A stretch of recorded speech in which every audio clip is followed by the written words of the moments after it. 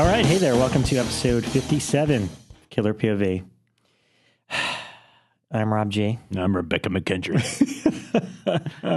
No, you are not. Stop lying. Okay. Rebecca McKendry has fallen ill today.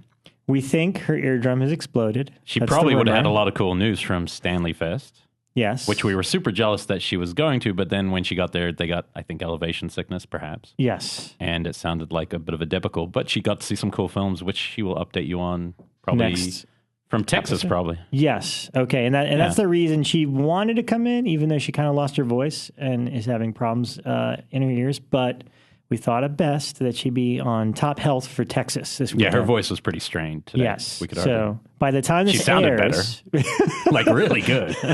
well, to you. Yeah. Did you introduce yourself? Oh, yes. My name is Who are you? Elric Kane. Really? Yes. What's your resume? What do you do? I'm the busiest unemployed guy you'll ever meet. Busiest, unemployed, but you I'm own a unemployed. place. Doesn't matter. I'm Father of unemployed. two. Yeah, still unemployed.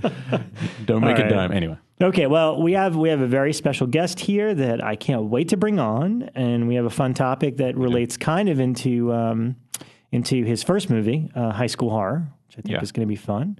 But I figured we'd just run through quickly. Right. What we're Emphasis on quickly. Yes. We're going to start limiting. We've been called off by Rob. We're going to start limiting to about 30 minutes, maybe 20. I think intros. look, I love this part, but I think we spend too much time on it. That's just me. Well, sometimes, yeah, if you see too many things. Okay, so let's get going right away. I'm going to shoot a few at you. I just revisited, for the first time since it initially came out, Hannibal Rising. And the reason being is because... Is that the one where he's young? Yes. Never saw it. Yeah. You know what? Now in retrospect, it's an interesting film. And the reason I went back to it is because I believe they made... I could have sworn I caught a reference to Hannibal Rising in the latest episode of the show. Okay. And sure enough, when I checked Brian Fuller's Twitter, he did mention that, that's a nod to Hannibal Rising. So I was like, okay. And I remember seeing the movie when it came out. It's obviously the whole prequel story to Hannibal Lecter when he's young and how he gets to where he is. And at the time, I didn't like it. And in fact... Wait, before you go on, is this based on any of the books? No. Or is this an original material? Yes, and this is where it gets tricky. The reason why I think the movie didn't work at the time was that Thomas Harris, the author of all the novels, was writing the book and the screenplay simultaneously. Yeah, I don't know the specifics. I think it was one of those things where they were just like, we're going to make the movie one way or another. Yeah, that's crazy. So either you write the book, finish the book and write the screenplay, or we're going to do it anyway. Does it try to explain the origin of... explain why, or is it more just like, this is what he did when he was young? Do they try to kind of give you a reason, Ted Bundy would, my mother... very, very much so. And I mean, I don't want to give away too much. Okay, I might see it. It was one of those films I just was like, Well, at the time, completely unmemorable, forgot all about it. Right. But I found it was on, I think, HBO Go has it. So I watched it, and it's funny because the cast now, looking back at it, what's his name? Rhys Ifans, the bad guy in The Amazing Spider-Man. I can never say his name right. Oh, yeah, Rhys Ifans. Yeah. He's like the main bad Nazi guy. Dominic West from The Wire and Punisher Warzone's in it. Richard Brake, he was in Batman Begins as the Joe Chill, the guy that killed Bruce's parents and all. So there's a lot of really interesting, recognizable character actors. And honestly, all it is now in retrospect that I see it, it's kind of X-Men First Class Magneto's story. Weird. It's like something terrible happened to Hannibal and his family when he's really, really young. And now he's after all the Nazis that did it. Weird. So he's played by Michael Fassbender.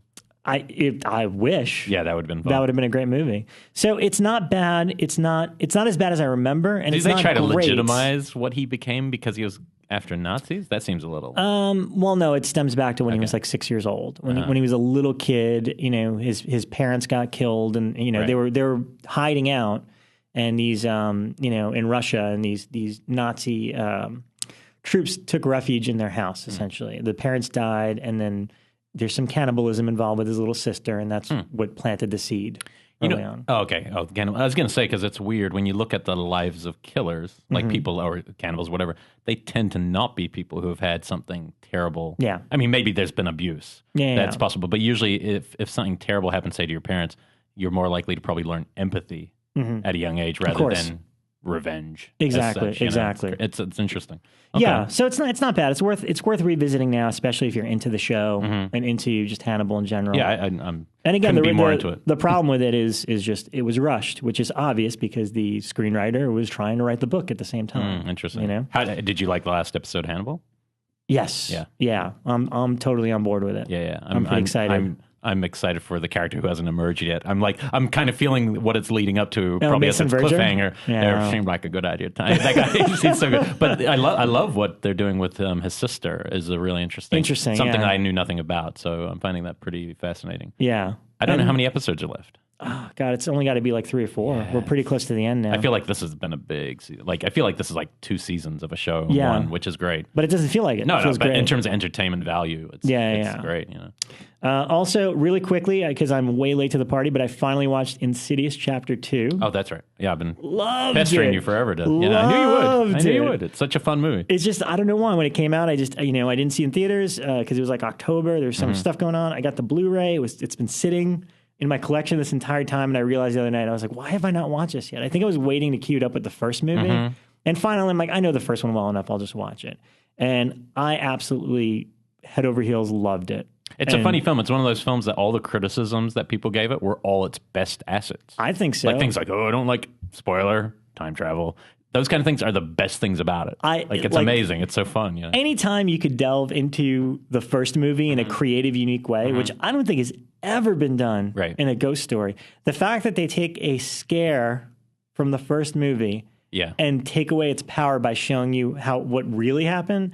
I mean, that just blew me away. Now do you see why I kept saying the Don Coscarelli thing? Because you see it more in 2. Oh 2 my is God, like, totally. This is where we're going. Yeah, that makes total sense to me. But yeah, I absolutely loved it. I thought James and Lee did an amazing job, and I think why it's so fun and bonkers is because he was also directing something so restrained at the same time, right? Yeah. It's like if you're making Conjuring and everything's about restraining the story, and then you get to make Insidious 2, you're going to have fun. Yeah. It was weird when I posted about it on Facebook, like people were like, oh, I liked it better than the first one. And I'm like, now that's just crazy talk. That's different. It doesn't work if you don't have the first movie. Well, the first one's a better horror film. Yeah. There's no doubt. It's more original. And the second one's just a really fun film. Yeah. It's kind of like an 80s sequel. It's like, totally. You're going to have fun.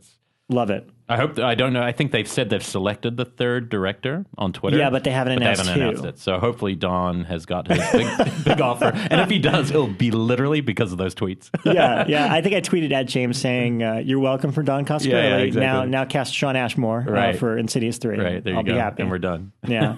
One last thing from me, and then we'll shoot through it. Stir of Echoes, another movie I haven't seen since it came out. I've been obviously on the Kevin Bacon which kick is a prequel for The Following. Yeah, pretty His much. character before. I wouldn't doubt it. But no, I remember liking it when it came out, and it's a really good, effective thriller. It's definitely more of a thriller than a horror movie. It's based on the Richard Matheson story, written and directed, or adapted and directed by David.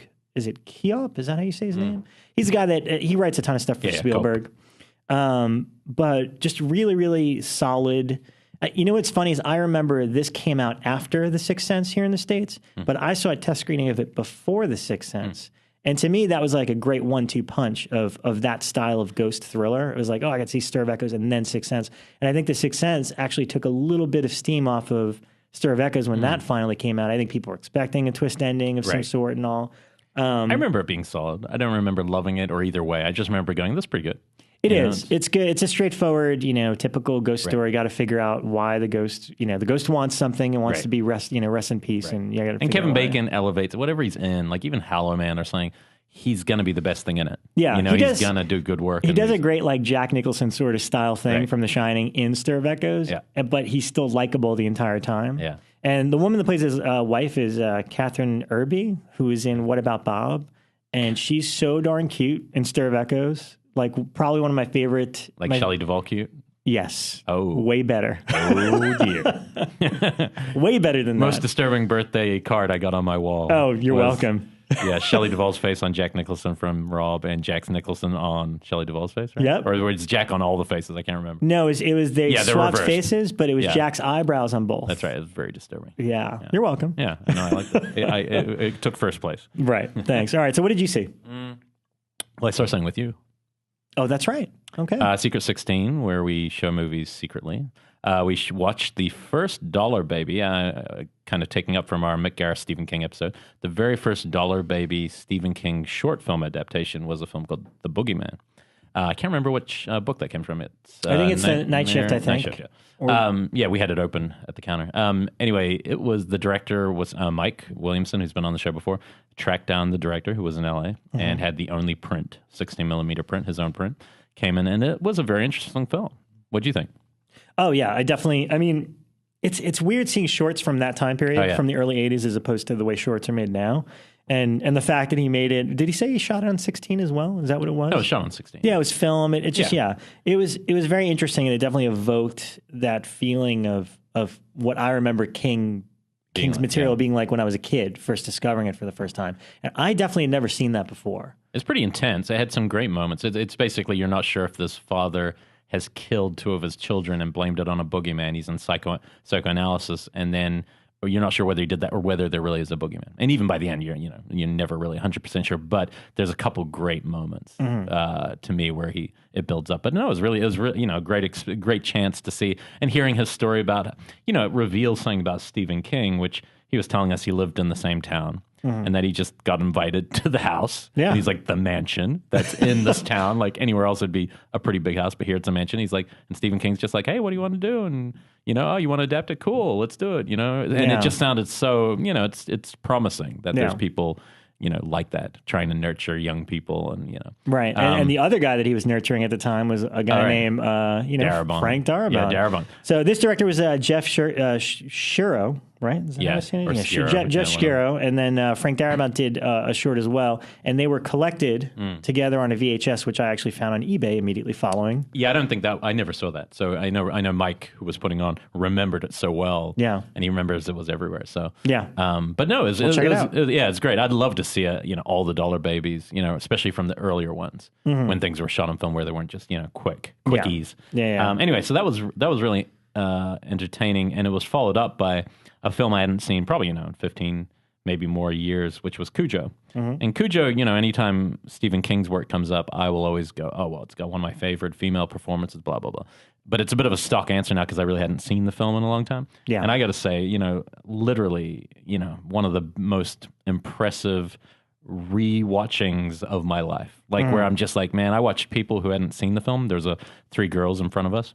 And they were literally jumping out of the seats many times, more than you'd see in most horror films. And I jumped, and I never jump in any film anymore. I jumped the first time the dog jumps into the little opening of the window with the kid and the mother, because this film is so unrelenting when you get into the middle of it. Yeah. When they're in the car, for me, the only film that's better in terms of unrelenting horror films is Texas Chainsaw, in terms of once it starts, it just keeps going, and then there's nothing you can do, and then it ends. That's how I felt this movie was, and I was so impressed by Louis Teague, who's the director, who also made Alligator, because I think there's a thing about animal attack movies that are, for me, a little bit of a turnoff in general, because it's just okay, animals attack, but this one's so deserved. Everything about it, they work for, and this is the family dog, a family dog, and you watch the deterioration of this character, and the first half is really very adult. It's very much about adult relations, and the little kid's story is amazing. There's an affair going on. Yeah, there's an affair, some crazy stuff, and with Dee Wallace's real husband at the time, Chris Stone, and it just takes its time. But once it gets there, this is the difference, I guess, between slow burn and just a great film. Yeah, you could call the first half slow burn because it's nothing horror related. But I don't think that's accurate, because once it hits, it's just boom. Yeah, and that last half hour is just really suspenseful. I think basically once they're there, not the first couple attacks with the dog killing the other people, but once the 2 characters are in that. Also, you're talking about a movie, the thing I was thinking about. Okay, child actor, dog actor, and you're nailing all of them. Yeah. It really but the cool thing was, besides it being this unrelenting horror, and I found it genuinely scary and sad, and had all of King's best themes being at play. The thing that it clarified for me about King's work that we never mentioned when we did the King episode, really simply for me, was the difference between when I love one of the films and when I don't. And it's simply when the location feels and the world feels realistic versus when it feels like a storybook version of what people think a Stephen King world is. Yeah. It's sunny Maine, and obviously there's a lot of those, and I see the real change seems to be from the mid to late 80s, pretty much the late 80s, and then from the 90s on, it's all if we look at Under the Dome world, I just don't have any interest, because I don't believe it. But when I look at Carrie, when I look at Salem's Lot, I can feel that these are real locations. These are real people.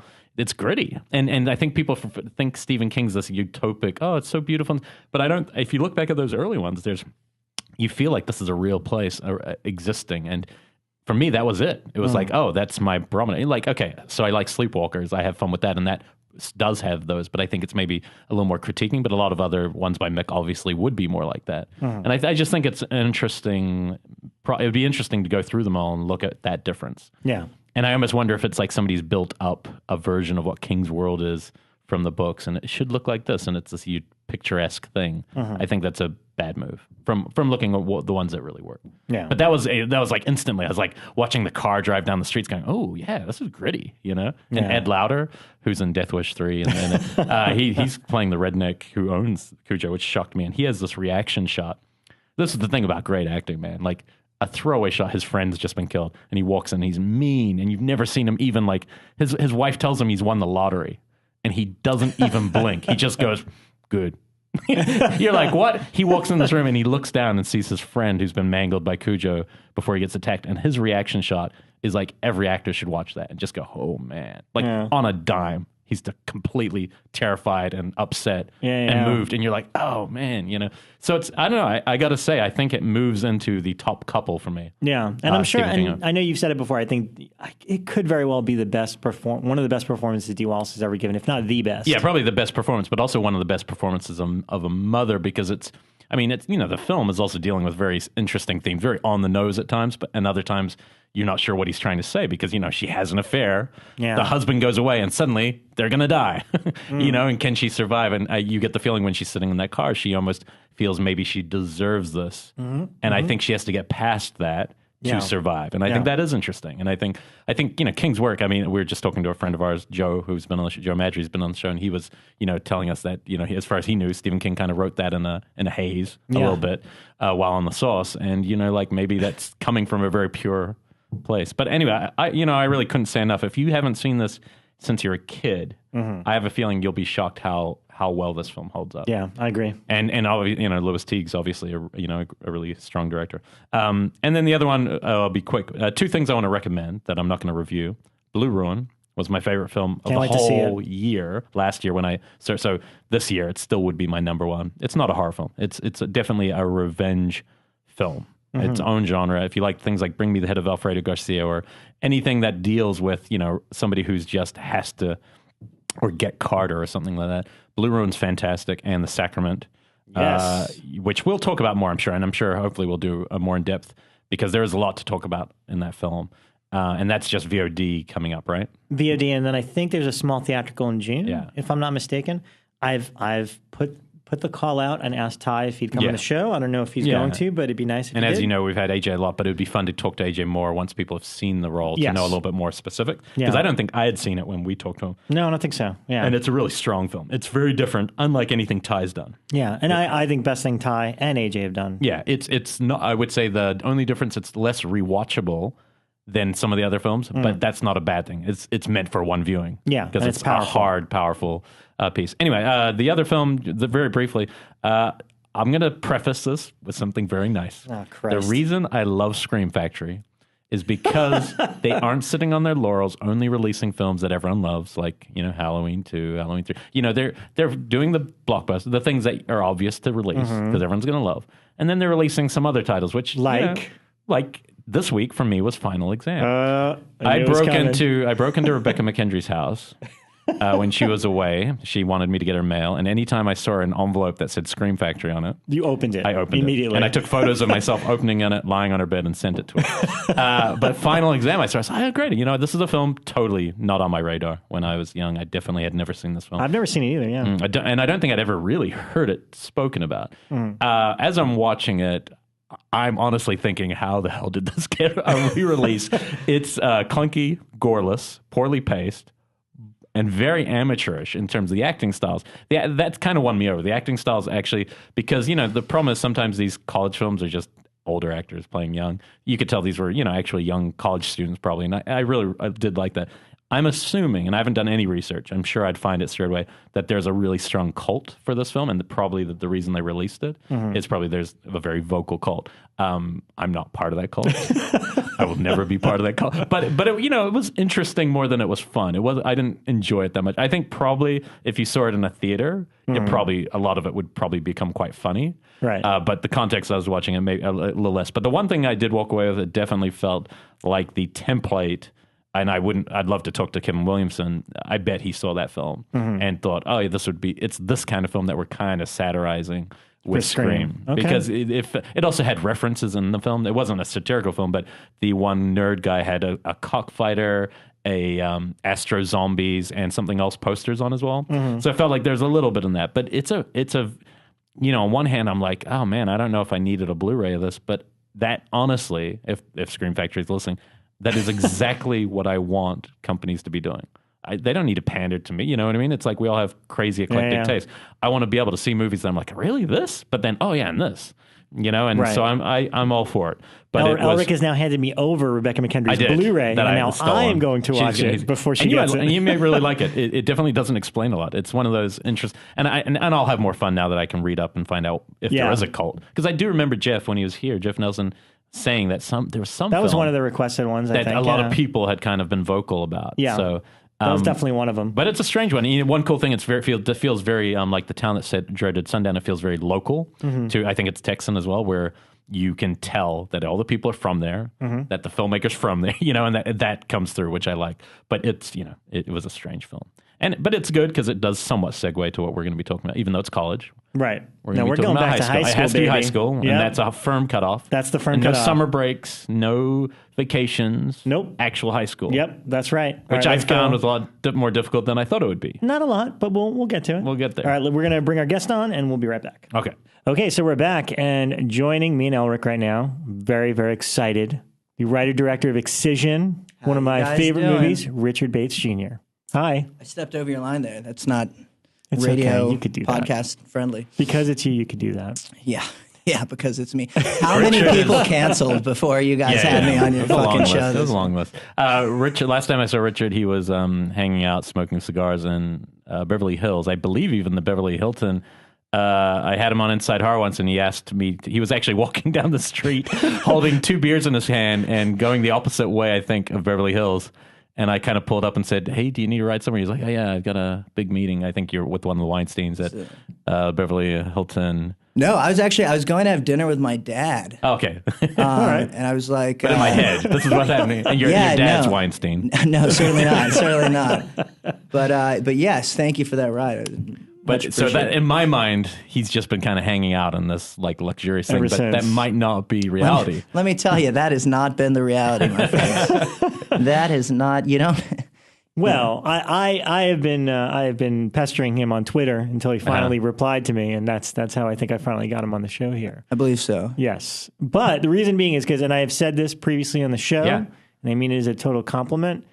I am so jealous that I did not make Excision. If I ever made a movie, that would be exactly what I would want to make. And thank you. Did. In other words, he retired Rob. He retired filmmaking. I give up now because I could never make a movie like that. And, well, it's also, and it's very unique tonally. Like, it's not a straight horror film. It's got elements of like... it's a dark comedy, I think, really. But with truly horrific moments that actually do unsettle you and, Yeah, it sort of unravels into like sort of a Greek tragedy is sort of what the third act was.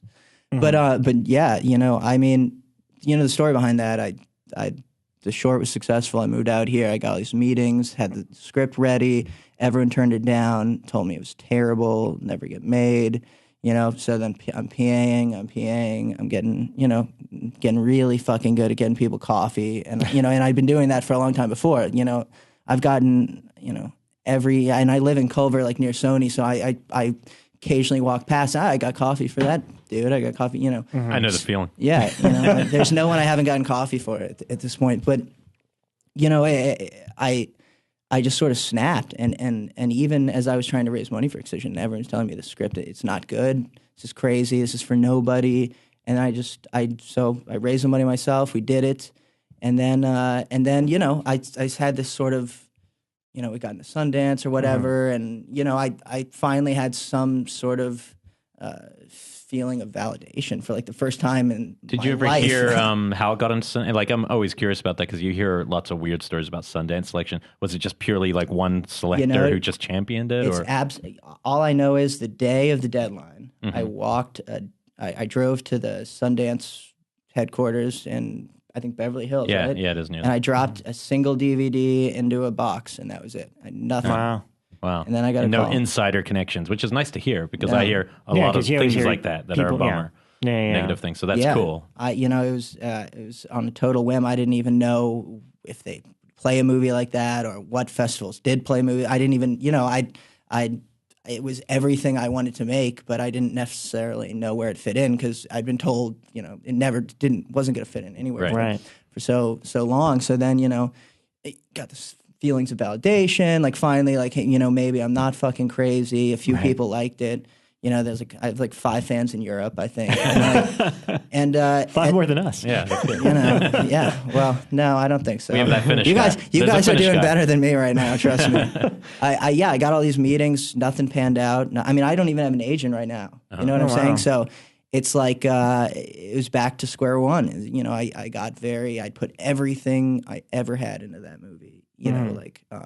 Psychology, everything, and I was like, just get it out there, and then career will start. Like I didn't expect to like be getting studio films and stuff, right? But I expected I expected that to be the beginning of something, and nothing, and I had developed, I was telling you about this sort of my version of Ghostbusters. It's actually very dark.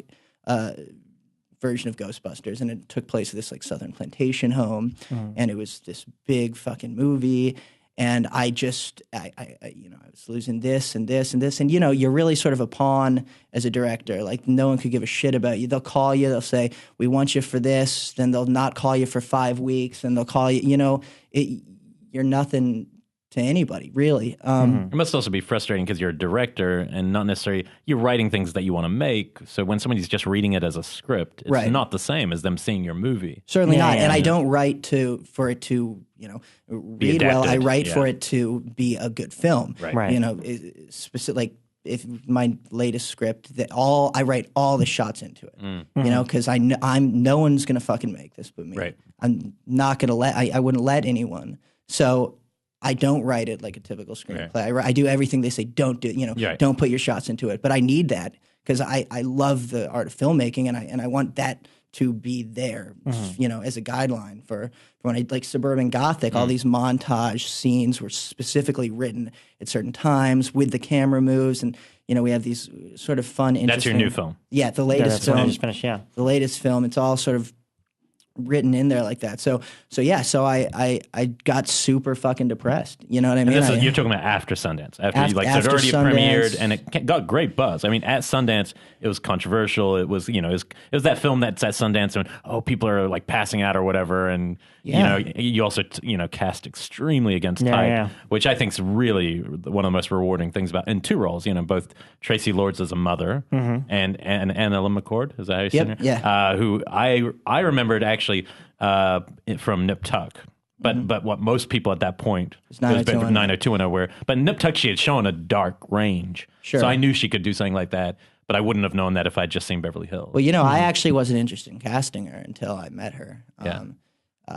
Her agent was championing her a lot. And that's we really had lunch, interesting. And I literally was like, all right, I'll do this, but this is not going to happen.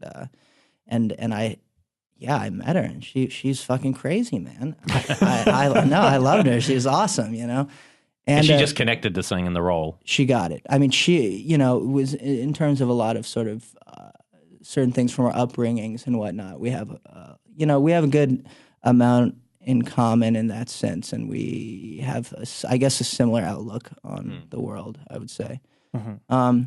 Which is so interesting because as a director, and on the surface, actors here, people who are middle America, you're watching TV and you see her in Beverly Hills, she just looks like this type of untouchable. She grew up in a trailer park. Starlet. Yeah, and that's the thing. We don't know. That's the surface of a person. Yeah. We don't know who they really are. And I think that's really interesting when you connect with a good role, Yeah, I mean, and for all the actors in Excision, once I cast them, we went through every line of dialogue and I rewrote it for them, personalized it for them. Like That's anything great. Annalynne's self-conscious about, I changed what Pauline was self-conscious about to be things that she hated on her body, and that's what her character did. You know, everything. Like they were all so open, which is sort of the precedent, you know, I try to set. It's just like, you know, there's nothing I won't say that, you know, reveal about myself. Like, which I think opens up everyone to just sort of, you know, delve right in.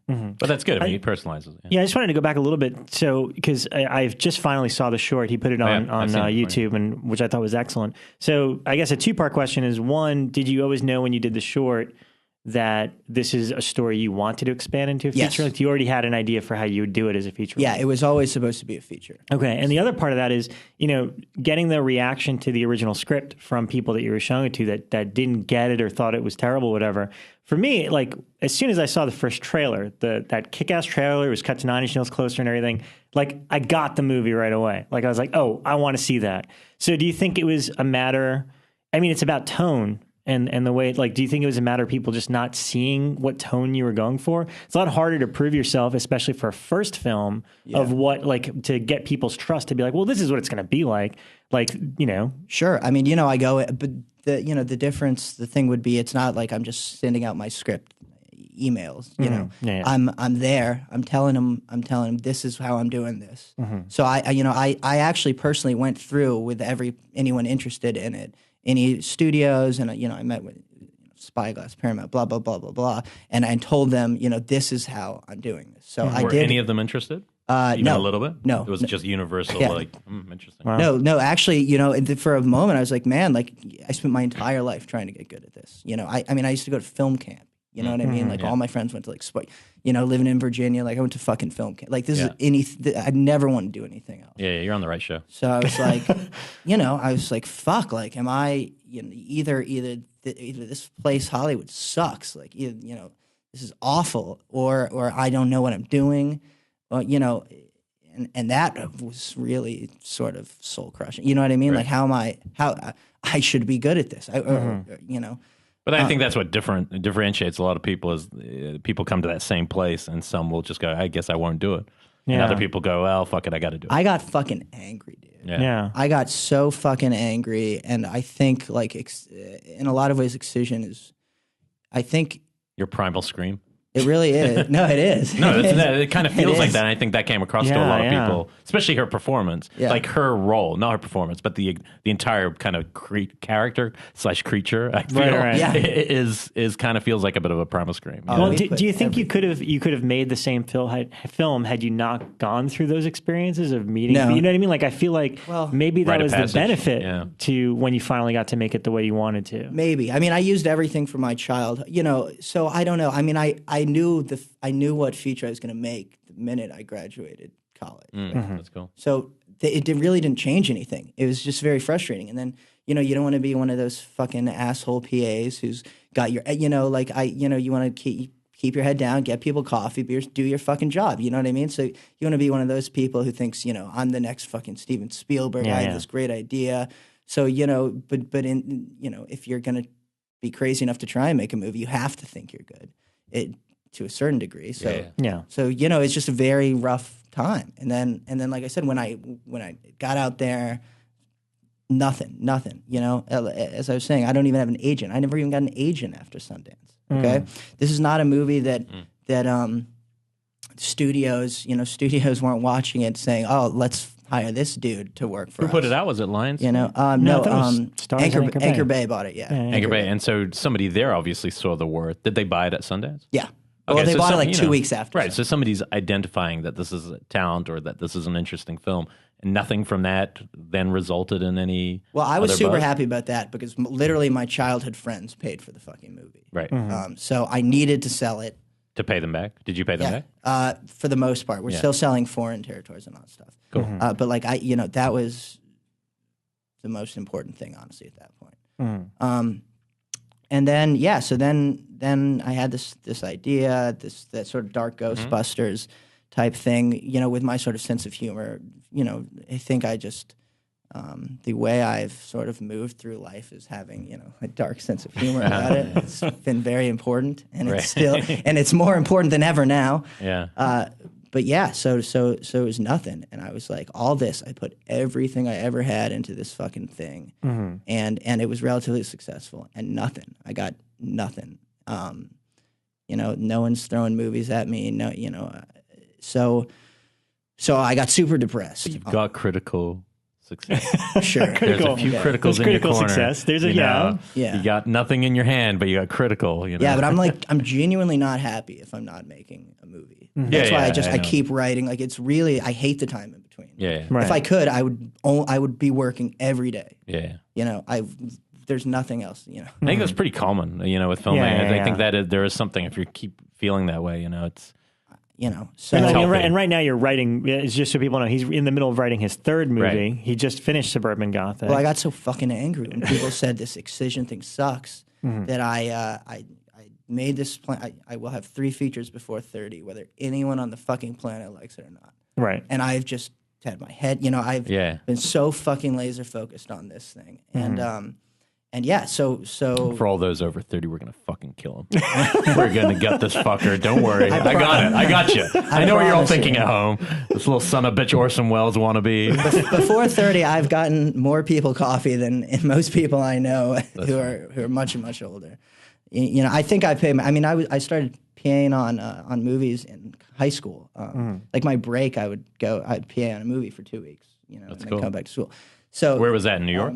No, it was. Oh, yes, it was in New York. Yeah, like Bad Company, actually. I and then in Richmond, the film The Contender, they shot the Rod Lurie. Gary Oldman. Yeah. So I actually thought it was quite a good film. So, I was super young. Did you hear that Gary Oldman, when he saw the film? Pissed. Yeah, because he's an arch conservative. Yeah, which a lot of you out there do not know, because we all love Gary Oldman. He's actually hardcore conservative. Well, they did make him a little too much of a motherfucker. Yeah, I thought, but I did enjoy the. I was a page for the House of Representatives growing up. So for the Democratic side, but I lived outside Washington D.C., so that was my family definitely wanted me to go in that direction. It's not too late for politics. After 30, when you've made 12 films, after Excision, you're never getting into politics. No, that's probably true. I'm done. Right. After your bloody tampon marketing, Excision and all the things I've done, that would be. So when you try to make a second film, knowing what your experiences are, and even funding, because clearly you're not going to go the same well, I assume, that you went to on the first, being friends. I lost the movie a number of times, and then, like I said... Wait a minute, clarify. Lost the movie as in just couldn't get the funding? Yeah, and I started to really get, like I said, I wasn't leaving my house much. I was like, but if I didn't have this goal to keep making movies, I probably, Lord fucking knows, dude, I'd be like a junkie right now, honestly. But what do you think your vice would be? I mean, there's.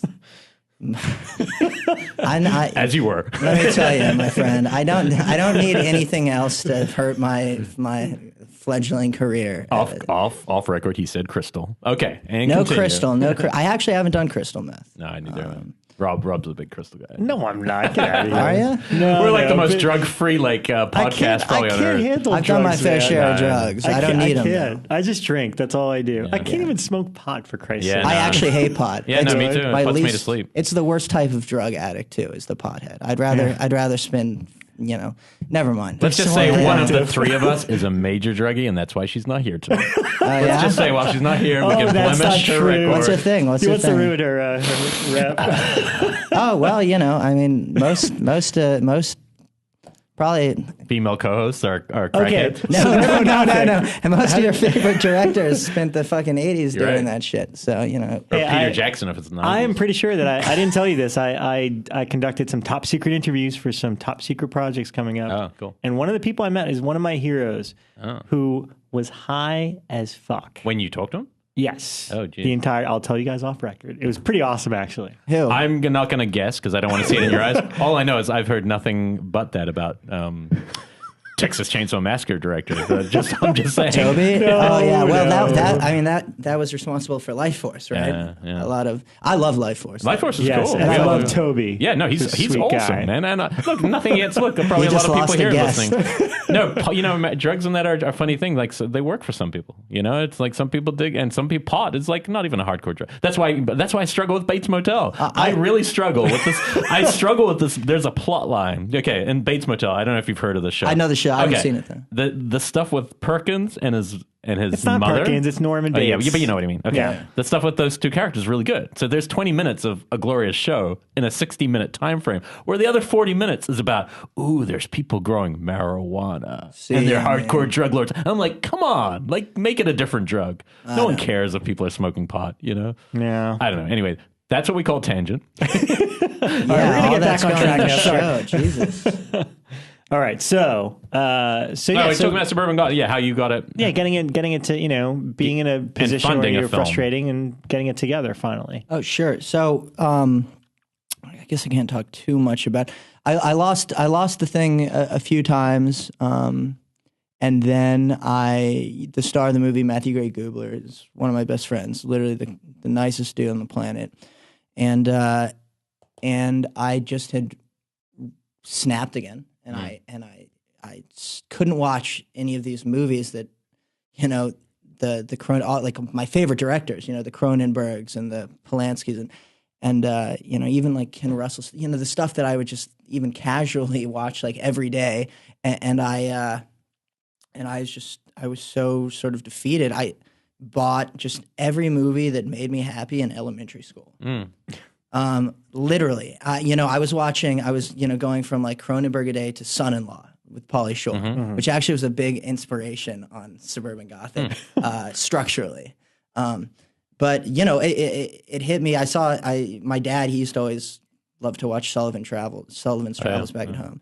And I watched it again because I remembered that. And so, yeah, I guess Suburban Gothic sort of ended up being like a Preston Sturges, John Carpenter movie.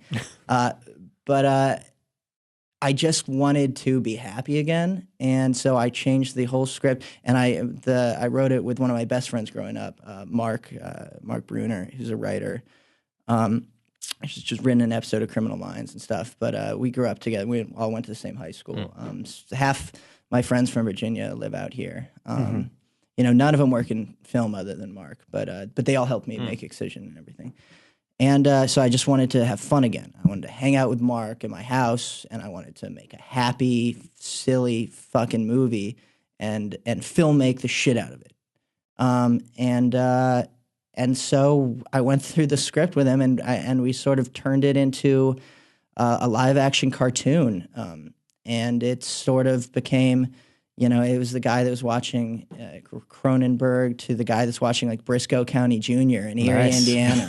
Yeah. So Can you give people like the couple line plot ideas just so they can follow what it is? So it's about a kid who graduates grad school, can't find a job. See, there you go. All right. Yeah. And is on the verge of having to move back in with his parents and ends up having to. And when he gets home, the house is haunted, and he has to sort of figure out what happened while he was gone, et cetera, but the tone is like comedy horror. Yeah, it's comedy on the forefront, actually, I would say.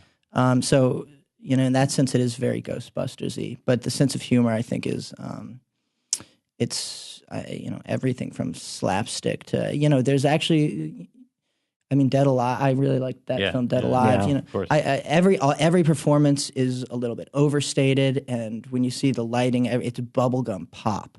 And then all the scare scenes are sort of telegraphed with this sort of like what we do? All these pictures from North Carolina we used, and I was we didn't want that cold horror look, so we sort of used this light kind of a brown. Anyways, you'll see it all makes sense. You shot in North Carolina? No, but I wanted it to look sort of like that. Where did you shoot? In California. Oh, okay. The only way I can get these wonderful, nice actors to do this stuff is if they. But your Excision wasn't, was it? Excision was shot here, yeah. Oh, wow. I didn't know that either. I really thought that was a local. I was going to ask you if the difference between making films at home versus here. That's a credit to your craft. It was very important that it looked like Virginia. So we found colonial, like driving around. I was going door to door, knocking on people's doors, asking if I could shoot at their house for Excision. Yeah, no, that really did sell as that. Yeah. I wouldn't have known. That's interesting. I don't think this new one feels like it's small town California, but it's small town anywhere, really. Mm-hmm. It shouldn't feel like that. But yeah, all the scares in this new one are based on boardwalk amusement park rides. That was like step one. Huh. Mm-hmm. It was supposed to be just a fucking William Castle ride, and everyone was telling me sort of what to do after Excision, like do another blood blah blah blah movie, and I fucking love blood, Right. But I was like, I can't do this, and I can't do this right now. I was too fucking like sad inside to make a dark movie. So I literally made this movie honestly to sort of make myself happy again. You've said Ghostbusters a lot as in terms of tone and influence and stuff. Yeah, but I think once you watch the film, most of its inspirations are actually like early '90s based. It does have that sort of zany '80s quality to it, but I really feel like it's like a child of the '90s, or it's supposed to be at least. Is it set contemporary? Yeah. Cool. Yeah. But you have Kat Dennings in there as one actor, and she's doing a lot of good stuff right now. Yeah, she's so awesome, and she's a huge fan of horror films. And now, did some of the cast was it because they liked Excision, or was it the script based that you got some of these people? It was I met Kat through Matthew, and then I got her the script for Suburban, and she read it and she said, "Oh hell yeah, I'll do it." She saw Excision after that. Okay. I don't think most of them, other than Ray, most of them hadn't seen Excision.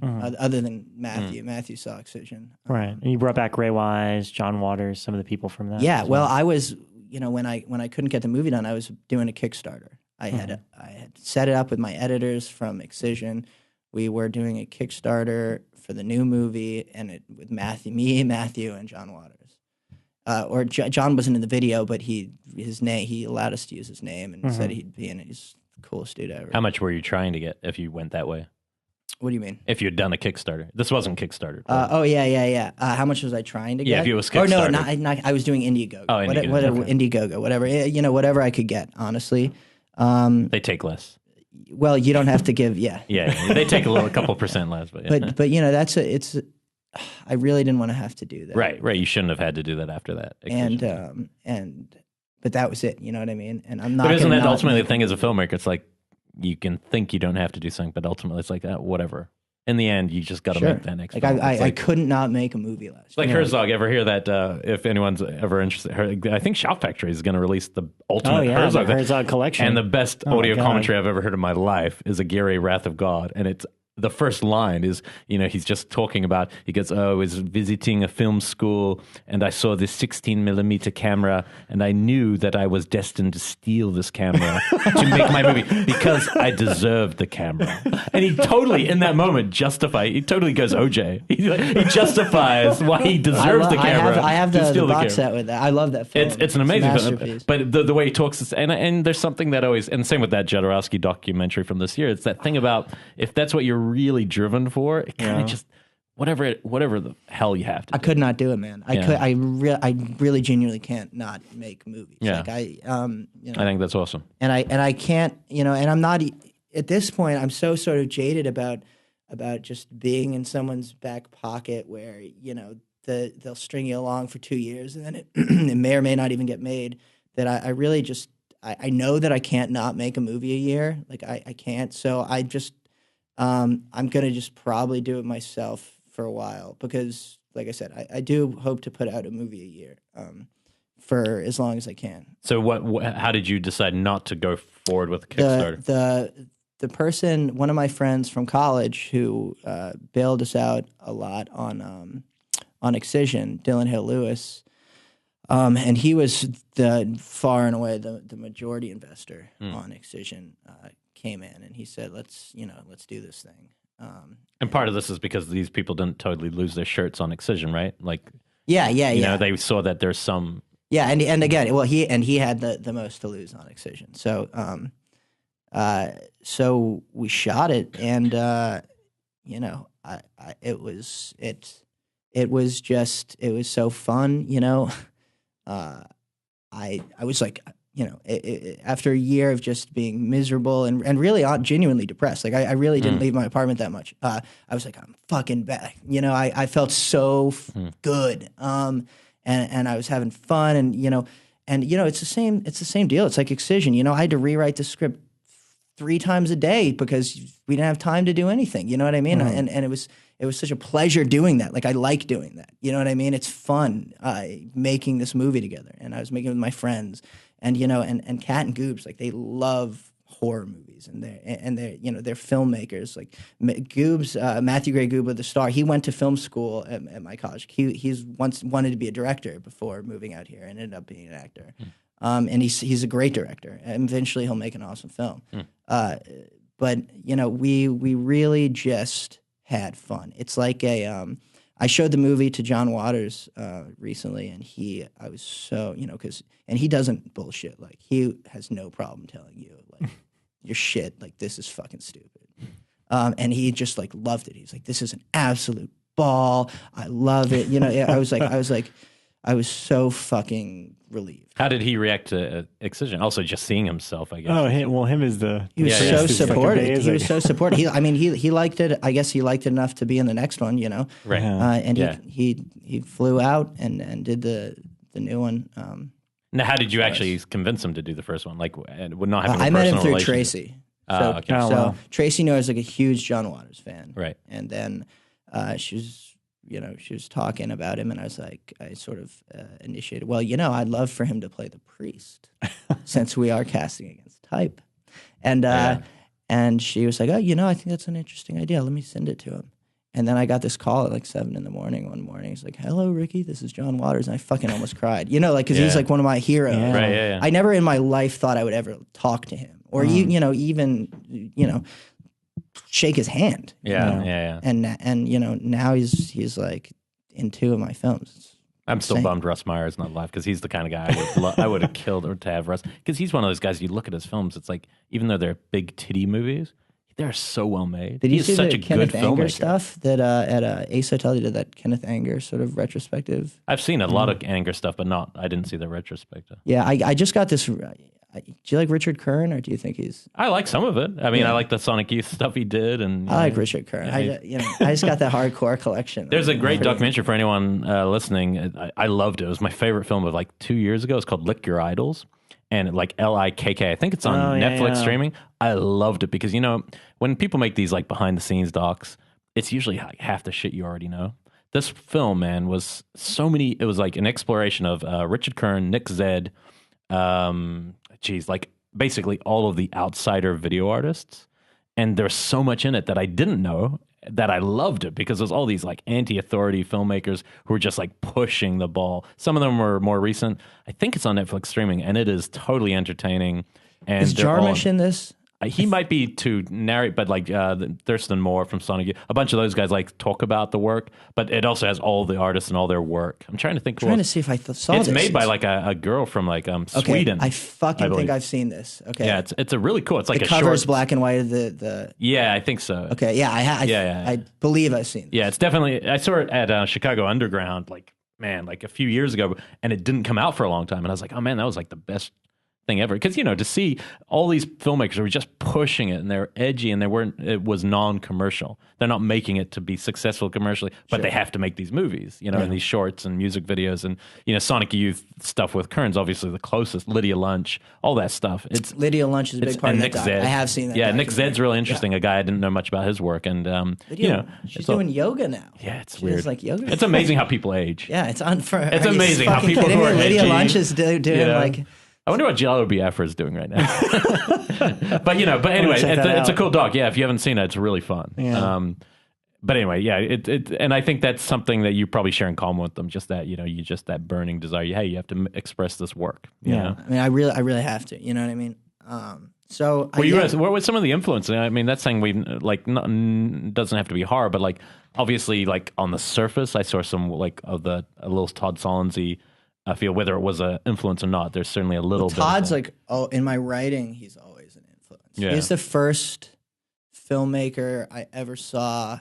It's fun. I saw Happiness for the first time. That was your first high school with my dad. And it was fucking weird. That's the worst. I actually saw it as a first date with somebody, and it was that's so the end weird. of that, right? It was just the worst. It's like the worst. No, because I was laughing inside. This is the funniest movie I've ever seen in my life. I know. I Honestly, love it. I think it's one of the funniest films ever made. Films. But I couldn't laugh out loud because I knew she wasn't laughing. Yeah, but then fuck her. You know what I mean? Yeah, but I wanted to. I knew I couldn't. But I mean, she's probably not a good lady. She's if you're listening, you're fine. It's so yeah. He was like one of the first filmmakers where I was like, this guy is so good at writing. Like, that's probably the strength. I just loved everything everyone said. You know. And so, yeah, so he's an influence on Excision, too. I mean, he's an influence on anything. Oh, yeah, that's what I was meaning, yeah, because Welcome to the Whole Dollhouse, just the look, not even, just a little bit of a feeling of that film kind of transferred into your film, not in a way where it felt copied. No, I mean, look, every movie I've ever seen is probably an influence to some degree. Was there horror film? Because we don't really know your horror background so much, like what? So, I mean, horror films were probably always been my favorite genre. It's been very strange, because I write dark comedies that are horror films, and I still don't, and you see Suburban Gothic, which is even a lighter comedy, but it's very, it's grounded in horror, but it's being out here and making these movies. I almost feel like I'm a teenager again, because I don't fit in, I'm not one of those cool horror filmmakers that's making those slick, like fucking, movies. And I love those films. I love them. You know what I mean? Like I watch everything. There's nothing I won't watch. And there's, I mean, I really haven't seen a movie that I don't like a scene in, at least. Oh, you haven't seen The Last Hellraiser? I haven't, but I've seen a lot. I saw Bloodline, and I like some scenes of Bloodline. I like Bloodline. No, there's like 5 more after I'm just that. saying you haven't seen the last. I haven't. It's awful. I haven't. It's the only. I think about it today. It might be the only film I hate. Like actively hate. Active hate because everything about it was made for the wrong reasons. Yeah. Like it's different when somebody tries. Like, I'm trying to make a good film. No, but that was when somebody's like, I want to save the rights to this franchise, so let's quickly shoot this thing. Okay. There's reasons to hate. I hate that movie. Anyway. I actually had a question about just the writing process, in particular on Excision. And I think this will lead nicely into our topic, which is high school horror. Cool. One of the things that I'm fascinated by as a writer myself is like, I'm older now. I'm in my late 30s. Yeah. So, but I always go back to a lot of the experiences that I personally had as a kid, as a teenager, because I think that's when a lot of those things are at their most potent for you, like when things mean the most. I think to you. There's a reason there's so many coming of age movies. Yeah, throughout the history, foreign and otherwise, because you remember it so well. Right. But to me, the challenge is like, all right, if I sit down right now and I try to write something about my youth, is that relevant to kids now? Like you know what I mean? Right. Like, do teenagers, will they relate to what I related to as a teen? Because I think the things that you touched, like I look at Excision and I think I don't find anything in there, any of the topics or any of the way the kids act or talk or dress as being, of a time. Like it seems pretty timeless for the most part. Yeah, I think the answer to that is yes. Everyone will relate. Everyone will relate to that. I mean, look, Excision is a coming of age teen film. Suburban Gothic is a coming of age teen film, and my new film is a coming of age. But I'm the one I'm writing right now. Suburban hasn't come out yet. That I'm almost done with is about turning 30 and having to grow up. I mean, I think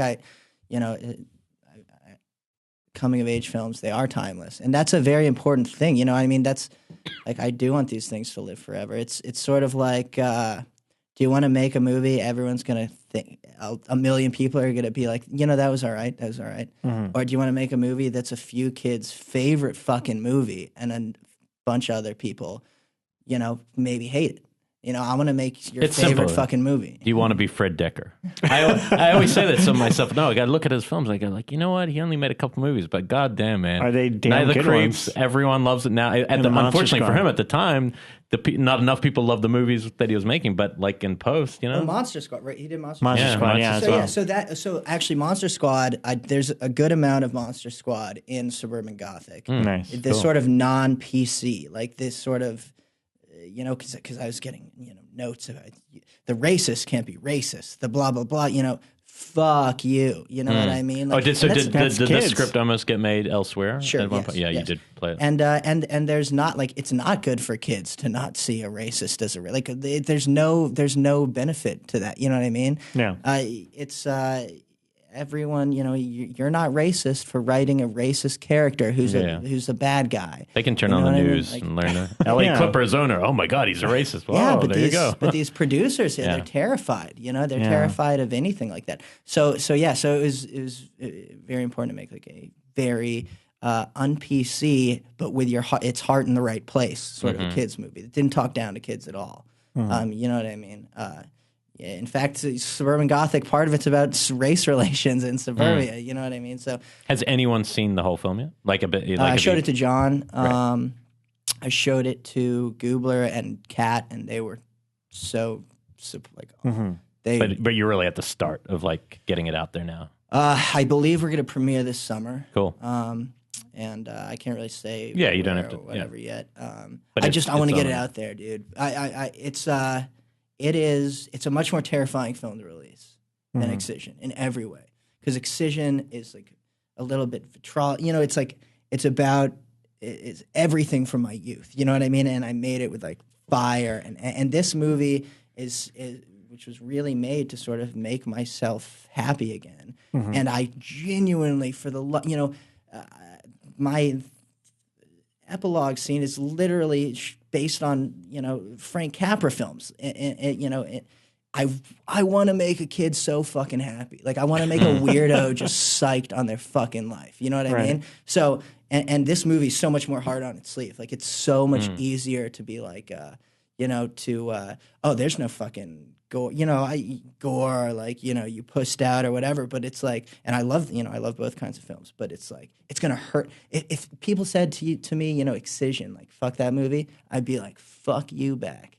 And that with this movie, if someone says, fuck that movie, I'd be like, Yeah. Because this is built to please. Yeah, like Excision isn't built to please. No. It's built to challenge. No, it's meant to force the button. It's from making a feel bad movie to making a feel good movie, and it's very difficult. Like everything by design is different. Like the flashback sequences in Excision, I wanted to make like a horror film that was beautiful and not this fucking grungy bullshit. Yeah. And then with Suburban, all the flashbacks I shot on actual 8mm film, so it was exact. Like everything is if you go through it, like we really tried to have a lot of fun with the filmmaking. Like it is a film fucking nerds movie, you know what I mean? But it's so hard on its sleeve, and which is so much harder, and that you're not like protected.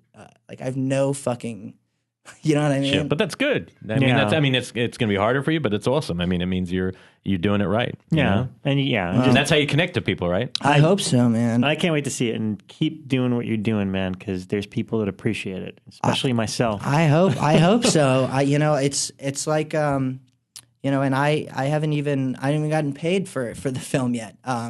It's like when how does that work? For people who don't know, and you don't tell us what you can't tell us, but like, there's so many people don't understand, like when you make an indie, so it's not a studio film, and there's money, there's a budget, you would assume there's still something put aside for the director to survive while he's making a movie, I assume. Yeah. But a lot of people don't know how that works. To a degree, it's been taken, I mean, I've been paid something, and, my girlfriend moved in with me, so I'm not paying his money, you know what I mean? Right. Like, so that's the only way I could do it. I would not, if we didn't live together,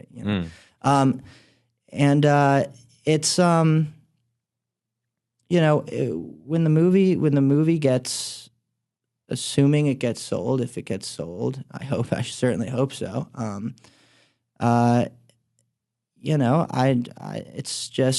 no one will make my next one, I will put every single thing except for literally just to pay rent into it. Like I will pay for this next movie myself if I have to. I have no qualms about it. Like I have the same fucking car I had in high school, which is great. I even use that in the movie. Kat's car is my car from this gas station in Virginia in high school. Everything. It's like I really don't care about spending money on anything but movies. Like, right. If I make any money, it's best I don't have. The last money I had, I bought Sorcerer on Blu-ray fucking last week. Yeah. But like, that's money well spent. On that film. That's a great damn film. So. Yeah, it's just like that's all I really care about. Right. Yeah. Now, is that the best way to do it? Like, so you make a film like the one you've just finished. Is the best way to take it to festivals and hope to sell it, or is the best way to secretly show it to some of these guys who buy movies? And then see what the deal is. Like, I don't know. Well, here's the thing. It's sort of like, okay, there are two different strategies. I believe for the type of film I make that word of mouth is crucial, and that so launching at a good fest, yeah, and even just playing a bunch of festivals because it's those weirdos like me that go to fucking festivals that are asking for these movies, that need these movies. It goes back to saying, not making movies for people to go to a theater, who go watch a movie once a month and, they're talking to each other half the time and it's just something to do after dinner. It's like, I want to make a movie that's all they wanted to do all week and see that fucking movie. You know what I mean? Yeah. Like those are the people. I had that for Under the Skin recently. We didn't even talk about that. God, I want to see that movie. No, but the reason I say that is because, like, it was one of I now, it's harder for me to get to the movies because I got a lot of commitments right now. And so, like, it really kills me because I'm a guy who used to see, like, have you seen every movie. Oh, yeah. But I had to, like, go at, like, 10:30 at night when everyone in my house was asleep and I had to go to a fucking mall and I was like 3 people in it and I felt like a total dirty perv and I loved every second. Oh, dude, I saw Noah last night at 10. Yeah, no, it's great, but this movie felt particularly perverse because you're in a mall and it's, it's Scarlett Johansson. How's that movie playing at a mall? Yeah, it was just it was like the Sherman Oaks Mall. I've actually seen it, but you've already brought it up 2 weeks in a row, so I didn't bring it up. Yeah, no, it's fair, and fair. We'll talk about it again. Is it wonderful? I've talked about 2 weeks. I can't stop thinking about it. It's like, so I think it's right up my alley, but it's also one of those movies while I was watching it, it's not necessarily love you feel, it's more just like real interest and you want to know more. And it's weird. And I was very conflicted while watching it. Yeah, it holds its secrets. And thinking like, I think I hate this. Yeah. But then I couldn't stop thinking about it. It's like so that. Then afterwards I'm like, oh damn it, I think I like it now. Actually. It's got a quality. It's an experience. What's that? Did you see Nymphomaniac? Yeah, first part 1, not part 2. Yeah. I couldn't get into it. Yeah, but, part 1 I didn't. I was just like, I haven't seen part 2 either because I'm a big fan of his. It felt like a fucking PowerPoint presentation. It felt like watching somebody's psychoanalysis, which is felt like boring. An asshole giving you a PowerPoint presentation. Yeah, and I felt like half the dialogue wasn't motivated; it was just motivated so that the character could continue their speech. I feel like it's the kind of movie though that's probably pretty hard to tell what it's going to be without seeing both parts. If the second part's like that, it's a dud to me. But I have a feeling maybe the second half will make sense of the whole thing. You're right. But I don't know. I loved the last two. I loved Antichrist, and I thought Melancholia was really, the first half was great. Second half less. But, I love everything about Melancholia. Yeah. Well, the first half's amazing. Everything. No, it's an amazing film, but the first half like blew me away. Dude, Antichrist. I saw it at Fantastic Fest, and I fucking hated it. And then it played at New Art, and I was like, well, why? I have to see it again. And then I saw it again, and I was like, well, I don't hate it, but I don't like it. And then I saw it again, this fucking movie I never liked. I saw twice at New Art, and then I bought the Criterion deal. And I have seen this movie that I still don't think I like really funny. More than half the fucking movies I like. Wow. And part of it's, I think, an aesthetic thing. He can get under your skin and make something that you want to keep watching, and it's really interesting. And even if it pisses you off or something about it isn't plausible, he's making the best films of his career. I love that he makes movies, man. No, me too. I love it. I'm a big fan. His big quote is, he feels like a film should be like a pebble in your shoe. Oh, yeah. And it's so him. Like that quote is so him. Like, you're my guest. What's the thing he said? Like, I do not, don't come to me and complain about a movie in a theater. Like, you are my guest. It's not the other way around. I love that shit. You want people, you want original voices out there. That's when I watch Under the Skin, it's less about, is this the best film ever? It's more about like, man, how the hell did this thing get made? You've got the same actress who's in the #1 Captain America, where no one could pay her enough to take off her clothes.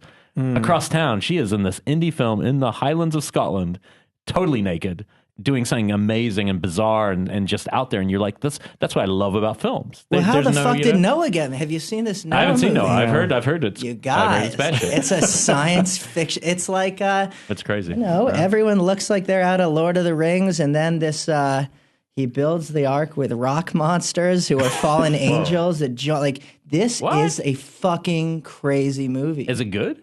You know, I liked it. Okay. Good to hear. It looks like it's probably big screen necessary, right? Yeah. And you should see it because I have no idea how it got made. You know, Noah fucking... You know, he becomes an alcoholic and passes out briefly naked on beaches. Watches rugby league and...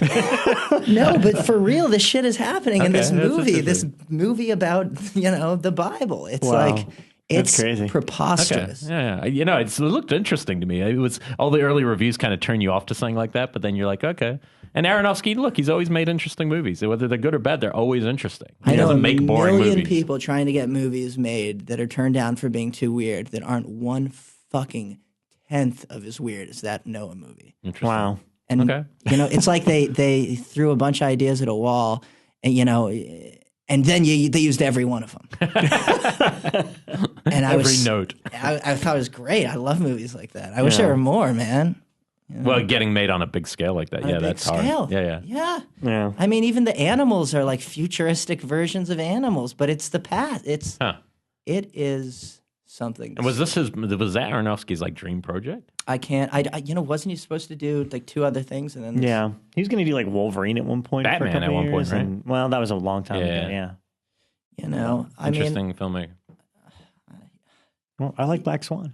Yeah, I consider that his genre movie. And I'll never forget. Did you ever hear that Darren Bousman story about him? No. Are we allowed to tell it? Yeah. No, it's one of those just interesting stories. I'll get some of the facts wrong, but Darren Lynn Bousman. Yeah. He did Saw 2, but then what's the musical? Repo. But he way back when, man, This Week in Horror, when Stacey was hosting it, I remember the story because he was telling us like how he started in Hollywood. He said he finished at film school, and he kept saying like out of 40 students, like 38 of them were better than him. Better filmmakers. Yeah. And none of them have made a movie. And he says his only thing that separated him was like he was just not gonna take no. And he was just gonna like a bulldozer. And he said I guess he was in New York, and he looked, I don't know if it was a rabbi or there was some weird connection where he had the opportunity to see the phone number for Darren Aronofsky, or it was like Darren Aronofsky's uncle or something, and then he called that person and asked for Darren. Anyway, he just called Darren Aronofsky with no connection, just this film student. And not expecting anything. And Darren answered and talked to him for like an hour and a half and like gave him all this advice on how to make, and had one of those like really in-depth. And Darren telling me this is just, you're just thinking to yourself, that's all it takes, man. And besides the fact that you have to knuckle up, it also just takes somebody going, fuck it, Yeah. You have to be willing to make a fucking fool of yourself, dude. Yeah. You have no idea. Like making Excision, I could have just been, when I was going to casting, agencies for actors, I didn't even have money. Everything. I could have just been shut out. I could have been just ruined, but it's like once you're at that point, there's no going back. You got to fucking do it. Yeah. I mean, I always say you'd be surprised how far you can get just by asking. Yeah. That's very true. People are always terrified to just ask about something. But, yep. But all right, so let's talk high school horror. Made a brief little list. Yes. Excision's in there, obviously. Dude, I'm so happy you like that movie so much, man. Because I put that's very nice. I love it. It's one of my favorites. Seriously. Thank you, man. I don't know if I'll ever get to do anything like that again, but I just loved it. Well, I mean, it got a lot of accolades when it came out, and I mean, I remember the one quote that I always love. I can't remember who said it, but I always love reiterating it when I recommend it to people. Is that it's what was it? It's God, I'm gonna fuck it up. It's David Cronenberg's Some Kind of Wonderful or. Well, John Hughes is like especially even more so with Suburban. John Hughes is a big. Yeah. But well, I think all of us grew up on that. So you can't not. I'll tell you, this is the weird thing. You told me we were going to do this topic. And in my mind, I was like, I'm just like, every great horror film was a high school film. But it's not. Dude, it's really... Very few. It's a small list. Very small. Look, in the 90s... They're all fucking slasher films. Well, in the 90s, there's a shitload. And obviously, Scream started the cycle. But man, going back, I was like, you know what? It's because we're not going to include these, but it tends to be college. The 80s was very college, dorm, frats, all that kind of stuff. Pretty much. Or if it's high school students, it's not them while they're in school. It's them on summer break. It's them at camp. It's them, and we're not touching on those. No. And so it's very hard. I honestly, that was the most surprising thing about this week was looking and going, wow, there are so few films. I wonder if that may be two things. A, trying to get actual young people is difficult, working with actual young actors. And B, it's hard to shoot in schools, I don't know. I remember the stories about Scream trying to shoot at that school, and they wouldn't let them and stuff. Yeah. But so I was really surprised. There's obviously great sequences that will be in a high school, and then the rest, like a movie like Halloween, you have a great sequence or two at the start, and then they move out of. I would consider that. I do too. Horror. Yeah. Oh yeah. No, and it's a great. The first scene. half takes place all in high school. I mean, it's high school kids, and they're believable. Yeah. I believe those three girls when they're walking together totally. Except I don't believe they're from Haddonfield, Illinois. When every second word of PJ Souls is totally right. But anyway, so that was the only surprise. There was a lot less of number of interesting films than I thought there would be. I say Carrie is the quintessential high school movie. I mean, nothing... Because it's actually about it. Yeah, exactly. Some of these are just using them as catalysts. Yeah. That's actually about the act of high school. Mm-hmm. Right. And change. I guess we were talking about before, like coming-of-age films are very easy for us as filmmakers to tap into our raw emotion. And I think the same thing with high school. Like, it's the ultimate bed for horror because you're physically going through changes quickly. Yeah. Your classmates are too. And then there's this weird social hierarchy that goes more so in America than most other places in the world. I definitely didn't experience that where I lived, and then I came here for 8th grade for 1 year. Okay. And I was going to say you were lucky. I couldn't believe it was just like a fucking TV show. Like, we grew up on American TV in New Zealand, and I came here and I was like, oh man, it's actually like that? Like, where the white trash guy is being beat up by like the jock guy, and I'm sitting there like kind of neutral watching it going, oh man, it's terrifying. It's crazy. I have anxiety attacks about it's a kind of an awful... It's an awful setup. And a lot of it's based on, it seems to be wealth.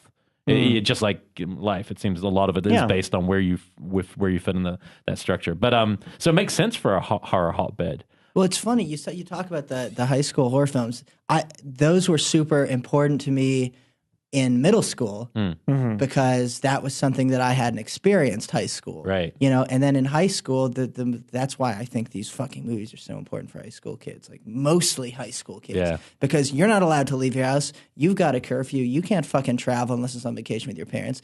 This is your fucking gateway to everything. Oh, yeah. Like, this is how you get to see the world and experience things that you could never experience. Only movies. It's movies, dude. Yeah. It's like, then... The older you get, you want movies about 25-year-olds and 20. You know what I mean? Like, well, think especially pre-internet. I mean, now it's a mixture, but think about it. Most of us were like still just when we were kids, at least, were pre-internet, and it's crazy because that was it. Like, that's why I learned. I mean, look, my parents didn't teach me anything about anything. I learned everything from movies. Right? No, for real. The first time I saw a pair of boobs was just one of the guys, and I was like, "Whoa, I get that." Red Shoe Diaries, man. Yeah. So, all right. So what else do we have? All right. So if Carrie's the quintessential one, then I guess Prom Night has to be kind of, even though it's not. Do you like it that much? I don't. No, I don't like it, but it's a high school horror movie. I love Prom Night 2. Which is essentially... Mary Lou, what's it called? Hello, Mary Lou. Prom Night 2. Honestly, it's one of my favorite sequels of all time. I have a friend, that's their favorite movie. It's a straight comedy. But isn't it more of a sequel to Carrie? It is. It is. That's the plot. That's the funny thing about it. It is. But it's like, when Michael Ironside's your principal, watch the fuck out. You guys better watch out. And it's Canadian, I assume. It's a Canadian production. I think so. But it's wacky and it's surreal and it has these beautiful sequences that surprise you. There's a scene where I think she's like in front of the class and she falls into the whiteboard, the blackboard. Oh, yeah, and it becomes like water. And I remember being kind of shocked for a moment. Like, oh, wow, this is cool. Well, they were trying to pull in all those Nightmare on Elm Street gimmicks into Prom Night 2. And yet I think it works rather than being just because Prom Night's such a straight Nightmare slasher. on Elm Street, that's a high school That's the ultimate. Yeah, and honestly, I think that's a fucking better film than Carrie. Yeah, I'm a bigger fan of Nightmare. And I think the one scene...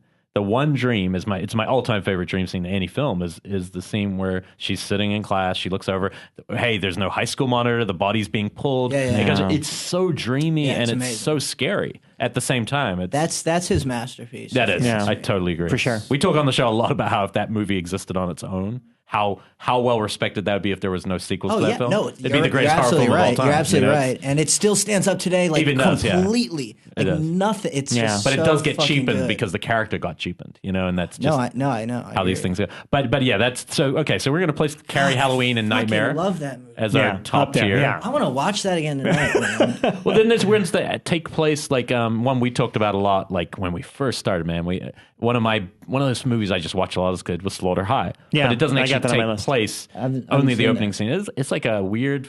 It's a weird video. It was a VHS that was all British cast, but pretending to be an American film. Yeah. And I just grew up thinking it was an American film, but it's this guy with like a little jester hat, and he's like the little jester thing, getting revenge on all these people. Yeah, because the opening Marty scene is in high school. It's in high school, and it's a high school prank. Yeah. Where all the cool kids play a prank on the nerdy kid Marty, and it's kind of shocking because like he's nude in it, like they get him naked. It's really weird. Carolyn Monroe convinces him to get naked in the shower, and then there's a chemistry thing. There's a mild, quick shot of like male nudity. So right then you're like, oh, this is what, 70s? No, this is like early 80s. Yeah, it's totally an 80s film. And it's weird because so then obviously they come back for their 10-year reunion, which could be its own episode, like reunion horror. Yeah, that's true. It's like a crazy subgenre. And then that kid is back as this jester killer. Now it's like an April Fool's Day kind of thing. Yeah, kind of. Like character. And it's weird. And I mean, it's not a great film. But there's enough things in it, like the idea of a killer wearing a jester mask is kind of creepy. But there's like all this stuff around it, like the fact that I wrote it down. What was his name? The guy that played Marty. Oh yeah, he committed suicide. Simon Shudmore. I mean, it's more notorious that he committed suicide at 28. It's like he did this one movie. But the other thing I was surprised about, because he plays Marty at the beginning, and I just assumed that he was the killer. But only recently is there a guy named Mark Ezra that's uncredited as the jester on IMDb. That just popped up out of nowhere. So I wonder, I think it's more notorious the fact that, there's this guy who played a killer in this movie that died. Sure. There's some movies that hold up, like the movies like The Thing. You could watch it at any period. Oh, it's a great movie. There's other movies that it doesn't really matter how it holds up. It's how you saw it when you saw it. Yeah. And when I'm 15, that movie was a huge movie for me. Have you seen Bad Ronald? I love Bad Ronald. I haven't seen Bad Ronald. Yeah. I've heard of Bad Ronald. That's a great. I think was that a made-for-TV movie? I can't remember. Yep. Made for TV, and it's out there on DVD. I feel like because of where I grew up, I missed a lot of that straight to TV movie stuff. That's a weird. I feel like that's a subgenre I probably missed a lot of. Good stuff. Bad Ronald's cool. I mean, it's been like archived now. It's like on DVD. Yeah. What is it? Warner Brothers. I think it's like the Warner. Yeah, the Warner Archive. Yeah. Where they do the DVD. I think you mentioned it once. We've talked about it briefly, and it's just this kid who lives with his mother, and he gets picked on, and on the way to school one day, like some girl is like picking on him, and he pushes her over, and she dies. She hits her head on a rock. He accidentally kills her. So he goes back home, tells his mother what happened. She hides him in these weird. I guess like there's like stuff behind the walls in their house. Okay, thanks. And then what happens is she hides him there, and then she dies, and he doesn't know. And then Daphne Coleman moves in with his daughters. Oh, he's awesome. And Ronald is still living within the walls. So they're like kind of creeped out because they're like, I think somebody's here. Wow. Okay. Or whatever. So it's interesting. It's not exactly a horror movie, but it's got that interesting aesthetic to it. The guy living in your walls is horror enough for me. Yeah. And the thing that the reason I brought that up in a previous episode is because for a long time when they were going to remake Black Christmas, when they ended up doing it, I kept hearing that was the plot of it. And I'm like, they're remaking Bad Ronald into Black Christmas. That's the way to do it. Right. And some of that ended up in the remake, but not really. They kind of ended up changing that. But anyways, that's a whole side tangent. I, of course, put Lucky McKee's May, which love May. Is great. I mean, I know that's come up a lot. I know I've brought it up to you, but that wasn't at all like an influence. It's just a coincidence that it's a similar theme because... No, it wasn't an influence, but it's a movie I like. I mean, I'd actually truthfully seen it only once before freshman year of college, and I hadn't seen it since, but I always liked it. I thought it was really good, especially the glass, Yeah, I thought, I love the film. But I've still only seen it once. Uh-huh. That's all. Yeah, it's one of those films. Actually, he's made a lot of his stuff kind of does revolve loosely around high schools. The Woods. The Woods is a high school film. You know what? I've only seen it once, and I liked The Woods quite a lot. I fucking like The Woods. It's really good. You know, he got kind of fucked over on that one, right? Yeah, I think it was one of those movies that's like, for me, it like was really solid, but didn't have that, whatever that extra gear, maybe a weirdness almost was lacking. Like it was a little too what it was, where there's moments where you want it to be like Suspiria. That's your Suspiria remake right there. Yeah, I mean, that's the closest. But I'm sure he was going for something. And maybe he got neutered a little. I don't know. But then even the woman has, connections to high school, and you have the high school teacher coming back to the house, and there's some interesting stuff. And now they're doing filmmaker. Yeah. What's that? Have you seen All Cheerleaders? Not yet. I'm dying to. And that was like the first film he ever made, but he remade it now. Yeah, it's like a short, right? Yeah, something like that. Or I think he did. It's make a feature co-directed with another guy. Oh, really? Chris Everson. Mm-hmm. Oh, is that? Yeah, because they came up together from what I understand. Interesting. Yeah. It'd be fun to do. But yeah, so I find that interesting that all his film does have a little connection to that. One of the differences, like seeing these movies, the difference is that those films where the adults are clearly playing teenagers, like went back when Beverly Hills 90210 was a show when we were young. Yeah. You had 32-year-olds playing, teenagers, versus these ones where they authentically get people, like, things like The Craft. There was some films where I love The Craft. Yeah, no, those films were actually... I love it. No, but that was a nice turn because they were all actually young. They were all basically looked like they might have been 18, 19, but they're all pretty much that age. And that was refreshing for a while. I mean, even I Know What We Did Last Summer, and all of those films, they all were about the age at least. You know which one I want to revisit, and I don't know why I'm fascinated by it, because it's not that good of a movie. Disturbing Behavior. Do you remember Disturbing Behavior? Yes, I saw that in the theater with my dad, dude, because there was an R, and he used to go to all these horror, he used to take me to, like, it was like, that was like within a few weeks, I remember it was like that and John Carpenter's Vampires. Yeah. Middle school. Man. Yeah, bro, yeah. It had a couple of, like, really sexual scenes. The girl covered in the Nick screen. Stahl, right? And he's Nick Stahl, yeah. One of my favorite actors. Wisecracking. Katie Holmes, her first, like, post, like, Dawson's Creek movie. Yeah. And I remember even the soundtrack was super, like, 90s, and like there was a couple bands on there that I liked that I should admit to liking. But what fascinated me about Disturbing Behavior, because it's an interesting movie, but I remember it was one of those ones where you saw it, but like there was stuff in the trailers that wasn't in the movie, and you're like, wait, this isn't exactly what I thought it was going to be. It was one of the first movies on DVD. When DVD first came out, the thing that fascinated me about it was when they'd include deleted scenes, right, and behind the scenes featurettes, because that's the first time we got to see that stuff outside of maybe like HBO behind the scenes or whatever. There's a ton of deleted scenes on Disturbing Behavior's DVD that add like so much more, including like a completely different ending. And I was always fascinated by the movie they were trying to make, because the final one isn't what it is.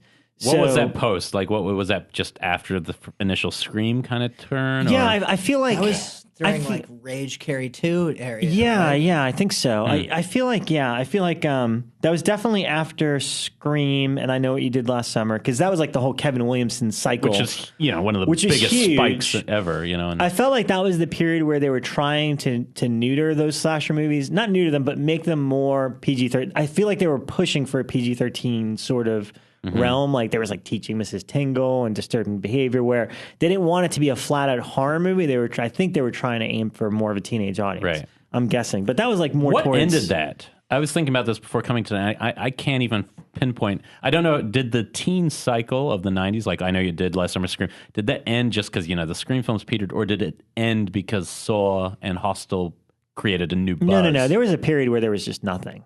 Right at the end of the 90s, because I remember, I just can't even remember. I remember consecutively going, because I was a huge horror fan. The thing that got me back into horror was Scream. When Scream came out in mid 90s, I was like, holy shit! Somebody wrote a movie exactly from my point of view of what I think about movies.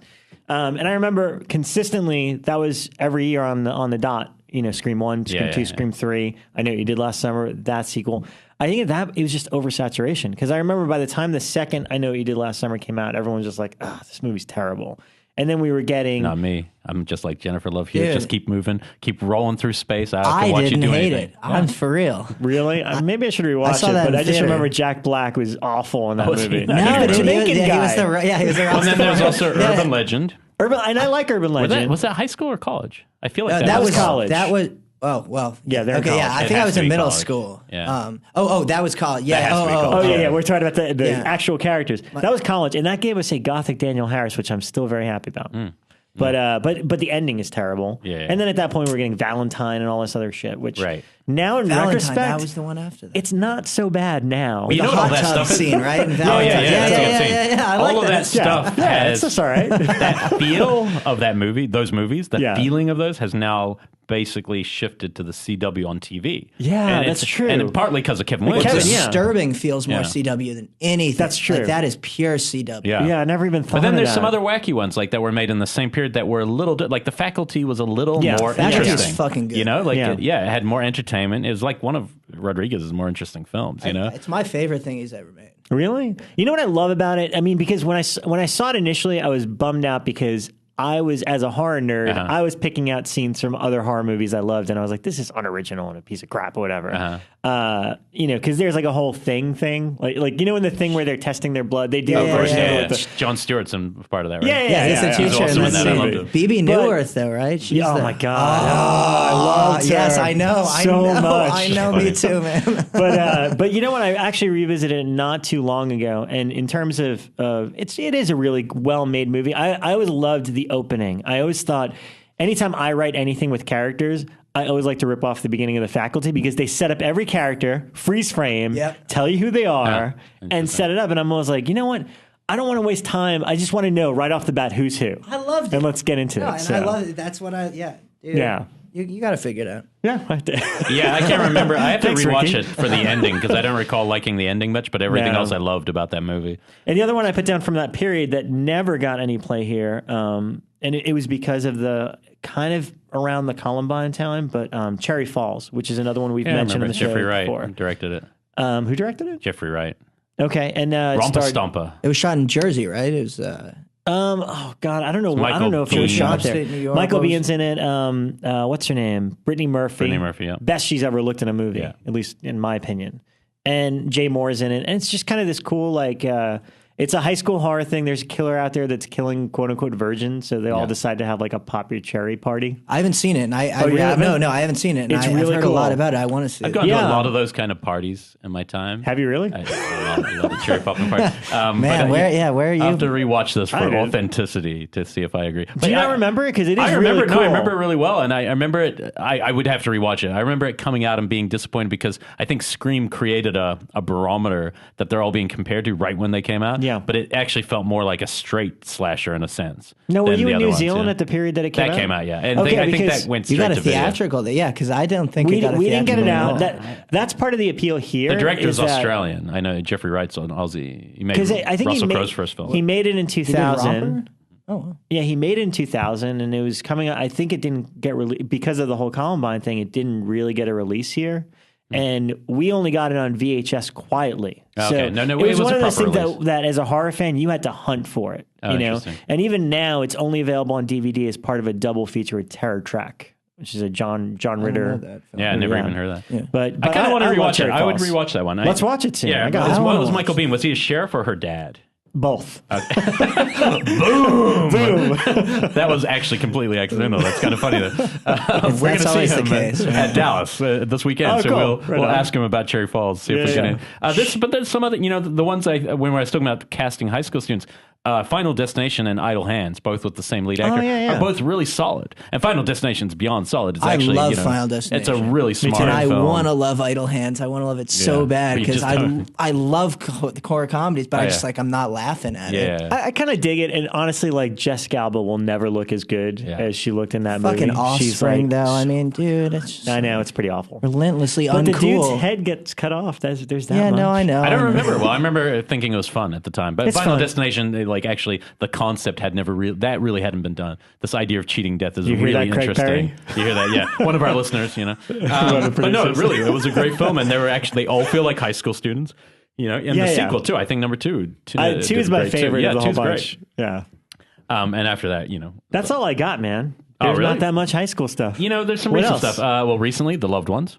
Oh, yeah. Loved Ones is just flat out great. That's Australian, right? I own The Love It with the girl for the prom. She kidnaps the guy, blah, blah, blah. It's a really fun movie. Yeah, but you know what, dude? Here's the problem. There's a problem. Yeah, because because I fucking love the phone, right? I loved all the stuff with her and with her dad, just got the dude in the basement. But then what's this fucking story with the kid that they cut back to? Now I don't know if I remember. Memory serves me right. There's there's this other story about like a kid, 2 guys back at the high school, right? Oh, maybe like they're out on a date, and they keep cutting back to that story, and it doesn't have shit to do with shit to me. Right? No, not really. I mean, I guess it's I don't remember that part of it that well, but I do think. Yeah, I think it was just kind of to pad a film. No, well, it was purely to pad. It had nothing to do with anything. I looked at it as getting like the perspective of the real prom. Make a fucking 60-minute movie then. Don't throw those dudes in there. Well, because the other stuff was pretty surreal. The other, because that also got John Hughes references, right? And those parts were warranted with the father and the daughter because it's just kind of comic and bizarre. Yeah. But the setup, but still for recent high school ones, I think that's a good one. Pisses me off too much because there's too much awesome about it. It's like it could have been so, it's better than a lot of the ones we're talking about, actually. Right, but that's what pisses you off, because it gets close to the mark. Some of the shit. There's stuff, I hadn't seen like Student Bodies. I was looking these up, and I was like, I don't think I've seen That's a comedy, though. It is, but I don't think I've seen it. I was looking at some of the Soul stills. Survivor? I don't know. I haven't seen that it. It's the Wes Craven movie. Yeah, he produced it with Wes Bentley. The Wes Craven's bad high school film is that recent film. His last film, My Soul to Take, is a that's what I was thinking about. That's what. My bad. We had somebody on the show who tried to defend that as a half decent film. Listen. I'm gonna revisit it soon. I'm sorry. I'm gonna try. Even if Wes is in front of me, I'm gonna shoot straight. He has made enough good films that I can shoot straight to Wes. I have a story. I can't tell you it on the thing, but not on air. Okay. I'll throw one out to people. I've mentioned it once before. This might provoke you because it's like Suspiria and The Woods. It's literally, if you mix those two films and then made it French. I think I talked about it when I saw Gaspar Noé's the film he introduced at Cinefamily, but it's by his girlfriend, who's his editor. They've been together a long time. She edited all his films. It's called Innocence. Okay. And I think you've seen this? No, I read about this film. Innocence is one of my favorite films I've ever seen. God damn it. It's shot by the same DP that Noé uses on everything. And it's one of those movies, it's very hard to pin down. You couldn't really say it's a straight horror film, but it basically opens with a girl in a box going underwater, basically, that you realize is she's in a grave. And the grave is opened by a bunch of these like 10-year-old girls, each one with different colored ribbons. The shit looks like Suspiria. Like the film is shot like it's in an all-girls school. You never see a guy. As far as I'm concerned, in light, you never see a male in the whole film. And basically, all these girls at different ages have different colored ribbons, and it's basically this. So you're not, from the opening scene, you're not sure, does this take place in the afterlife, or is that just some weird thing that happened? And it's basically them at this weird boarding school. As they kind of get closer, the oldest girls are getting put on a stage in front of unseen male specters and kind of just standing there. And then it defies description. So it might make you like under the skin. You might be like, I don't know what it means. But you'll certainly go for the aesthetic ride. And honestly, I think she's a better... I mean, look, I find Gaspar Noé's films really interesting, and I'm a fan, but I think she might have been a better filmmaker because it's so much more nuanced. I love Into the Void. Yeah, me too. Into the Void's fascinating. No, Into the Void's totally fascinating. But you got to see Innocence, and it is, for a long time, I'd talk about it to people, and it was only an import here, but then recently I have seen that it's a normal DVD. It definitely would... Do you own it? Yeah, you could borrow. Can you do a screening at we could do an after hours like secret thing. Yeah. Why? It's not going to draw in an audience? No, or something? We couldn't. Why? You couldn't? No. For rights reason, legally, we could not legally say. But no, if you were to come there while we were going to hang out one day, because I would really like to see that. I wish Bekah was here to discuss, some of the problems with being a female filmmaker. But I watch that movie and I literally go, okay, whatever you make next, I'm there. And I don't say that about a lot of filmmakers in general, right? Male or female. But that film was one of those things like, I don't care what she makes next. She has not made another film. And I remember when David Gregory was putting together Theater Bazaar 2, she was one of the first names on it. And it blew my mind because I was like, dude, you must have seen what I saw in that film. And he did. And they were all French films. They were all going to be French directors, part of celebrating Grand Guignol. And it was a great lineup. And I guess it just didn't get the money in the end. Oh, really? It's not happening. Last time I saw him at Jump Cut, he's like, no, it didn't. It fell through. But it was awesome because they were actually getting the birth of Grand Guignol. But she's just one of those people. I don't know what she's like. I have no idea, what her interest is. But that film could be a double with Suspiria, and people would people who love Suspiria would go, oh shit, what is this? It's definitely more towards the art house than Suspiria, but it's still totally like dread. Like the whole movie, you're feeling like, what's about to happen? I am dying to see. And Marion Cotillard, who's become a big star since she's in it, and she's so hot. I mean, I think she's the hottest woman ever. In that, but she's one of the teachers at the school, and she's just like, oh man, I Dare You to Love Me. Did you see that one? Yeah, I guess it's a horror show. We can't do that. But movies are movies, you know what I mean? And we're film lovers first. But Innocence definitely fits into that, because I don't know if it takes. I'd love to hear from people if they do see it, what they think it means, because it is it's definitely set in some weird nether world. I'm so fucking dying to see that movie. Yeah, you got to. I really need to see that, because I know what it is. I read about it. I'm dying to see it. I have the import one at my house right now, but I think I also had the American one, and I think I lent it to someone. But if you can watch import DVDs, I could give it to you straight away. I need it. Give it to me. There's one more I want to mention, because I was really excited to see it when it came out. Yeah. And for me, it was. I know some people like it, but Jennifer's Body. Yeah, I like it. I don't like it. I don't like it. I do. But you know what? You know how you feel about Loved Ones? I think I feel about that. I feel like, that Ricky just made a face like like we might not be friends anymore, but I'm not sure. I mean, no, it's cool. Go on, because my dad fucking loves that. He's a weirdo. He saw that. He's like 60 years old. He went alone in an afternoon on a Friday to see them, and he's not involved in the entertainment industry or anything. I like your dad. There's stuff about it. Again, like I felt about Mama and stuff. Like there's things about CGI that just can actually ruin a movie. Like you can actually ruin a movie with one moment that's just totally bullshit. What moment for you? I think of something with her jaw opening or some shit that just was like, whatever. That's fucking. I'm watching a computer tell me a story. Let me just say, I've only seen it once. I just want to say I've only seen it once. But the reason I liked it is because when I did see it, I didn't see it in theaters. I saw it when it came out on Blu-ray or whatever. Mm-hmm.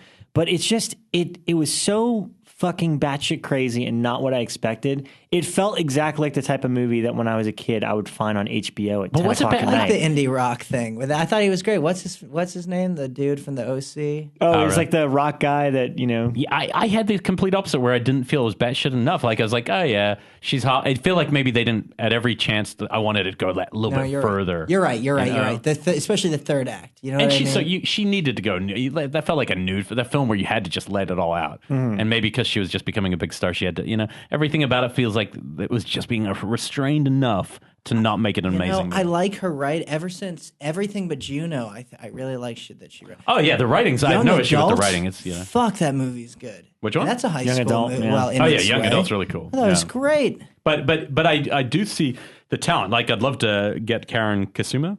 Yeah, seems to get fucked over a lot, right? She did The Punisher, Warzone. No, that was Lexi Alexander, I think, did that one. Wait, so did Karen do... Tank Girl was the Lexi girl, right? No. Hold on, let's get Am I wrong here? Because I think the girl who did Tank Girl did Punisher Warzone. Fight? The girl who did Girl Fight might have been the one, yeah. Okay, wait, Jennifer's Body. Hold on, let's get down to... Actually, no, I think you're right. I think Karen Kasuma did. Aeon Flux, right? Yes, the other one, Lexi Thingy did that. Yeah, okay. Because there's only Karen 3 female directors in Hollywood. Catherine Bigelow hasn't entered the conversation. She did Girl Fight and Aeon Flux. Just so you know, we are and Jennifer's saying Body. Okay, I actually thought I'd love to have her. I think she's great. I love Lexi Alexander as well, by the way. Well, look, like we say a lot. I think that as a male, I can't, we get into equal rights, all this stuff. It's not about that for me. Besides the injustice, there's not enough female voices. It's actually that as a film lover, I want more perspectives. Mm-hmm. And so for me, I remember, I think I've talked about this on the phone, the one film where I really felt like I wasn't watching a film by a male or by the status quo viewpoint was In the Cut by Jane Campion. Mm-hmm. I've never had that feeling more than when I watched that movie. I just remember watching it. I'm a fan of her films. She's from New Zealand. I love it. And then halfway through, I was just like, geez, you know what? There's something in the telling of this that is uniquely, and it's not about being male or female. It's about being Jane Campion. But there's something else there, and in that moment, it's like, look, it's really because all voices should kind of come up, and all voices should have a play to make cinema more interesting, more than anything. Whether you're male or female, I don't want to be like, oh, I'm just being PC. It's about being a film lover who wants to see new shit. Yeah, and that's important. So with Rebecca not here, we have to represent. But it's true. Like In the Cut, man. If you haven't seen In the Cut and you like weird movies, because it is not a straightforward film from her, and it's a weird fetishistic kind of little piece. And it's dark. Yeah, I mean, it is really dark. You've recommended that one before. before. Well, it's Meg Ryan and Jennifer Jason Leigh, and it's like some weird, sordid sexual shit going on. And Mark Ruffalo is this weird kind of sexual cop character. It's weird. It's a weird movie, but it's unique. And I think that I'll take a unique film over a great film now, or a great Hollywood film anytime, any fucking time. Yeah, because. Sometimes Hollywood films are really entertaining, but they're too perfect and forgettable. You have no idea how hard it is to get something, even when you're trying to play by the rules. It's not, it's very difficult to do something. Now I see anything remotely interesting, I know what they went through. Like, I feel it, It's so fucking, like, you have to love movies to make an interesting one now. Yeah. I'm not even necessarily saying a good one. Like, no, I know. Because you don't make money. Like, I don't make money. Like, I don't, like, all these other dudes, they don't fucking make money. Like, if anyone who looks you up online and it's like you're a director, like, you have no I fucking drive in the car I had in high school, all right? And occasionally I go to 7-Eleven. Like, and that's like fucking extravagant because it's a DiGiorno night.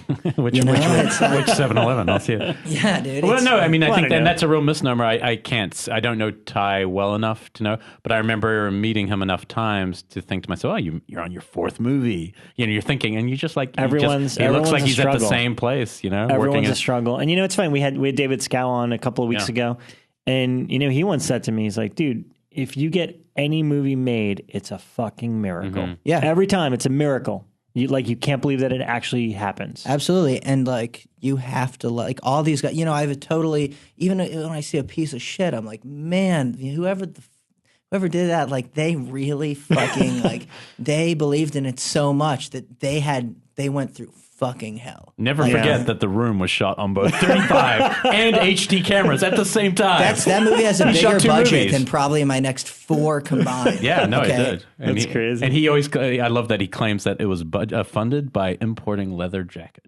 What a dude! In other words, heroin. Hey, have you seen what's that supposedly new The Room? Fateful Findings. Have you heard of it? Oh my god! Is that the film Franco's doing? I've seen the trailer. No. Oh no! What is this? I don't even know. Oh God, I'm not into this. It's about like hacker. No, but you haven't seen it. What? The Room. No, but you made me watch Birdemic for Christ's sake. No, but The Room is way better. The Room is no, and it's all about intent. And this is what I was saying to you, and I believe this because you didn't watch Birdemic 1. But I don't. No, but you didn't watch Birdemic 1. I did. But I didn't make it through the whole thing. Okay. I don't like the ironic entertainment. This isn't that, dude. Yeah. I'm telling you, The Room. It's like, it's so fucking heartfelt. Like, this guy. It's Tennessee Williams. He thinks he's Tennessee Williams and Brando. Dude, but it's also, and it's genuinely funny. It's not like, oh, I'm mocking it. Yeah, but he didn't intend to make it as a comedy, right? Who knows? And now he says he did, but I don't think so. No, he definitely did. I don't think definitely did. Yeah. He definitely did? No, did not. Did not. Okay. Absolutely not. You'll never see stranger choices ever made in a film. Don't see it with an audience of fucking people throwing shit. You can't hear it.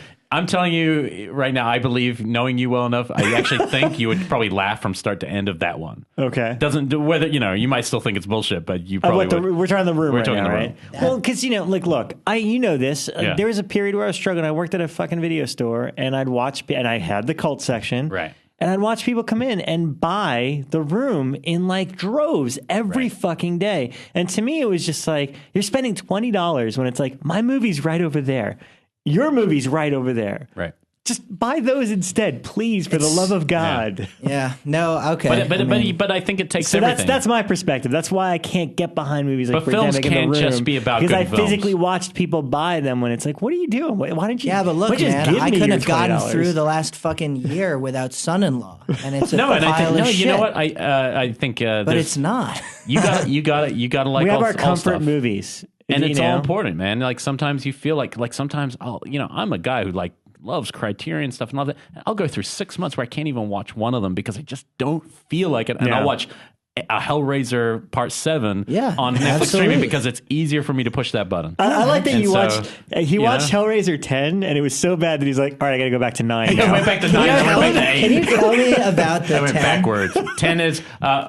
genuinely. I've already told people on here, but I'll tell you quickly. Doug Bradley came to Jump Cut recently and he said it was the first... He said no to being Pinhead because he had found out that the Weinsteins were doing a quick, basically they hadn't made a film in like 6 years, and that they're about to lose the rights. And so they, within about 3 months, they, from start to finish, mounted a whole film and shot it just to keep the rights. Just keep the rights, yeah. I don't even know if there was a premise. I think, it opens like a found footage, like 2 kids in Mexico trying to live it up, and then it just cuts. But it has a scene. I've said this before. It has a scene. So the great thing about the first one, the first one is so mysterious. I don't know what the Cenobites are. This one has a scene where a girl's in a room, right? Oh, that's right. And she's sitting there, maybe playing with the box, and it just cuts to what feels like the next room.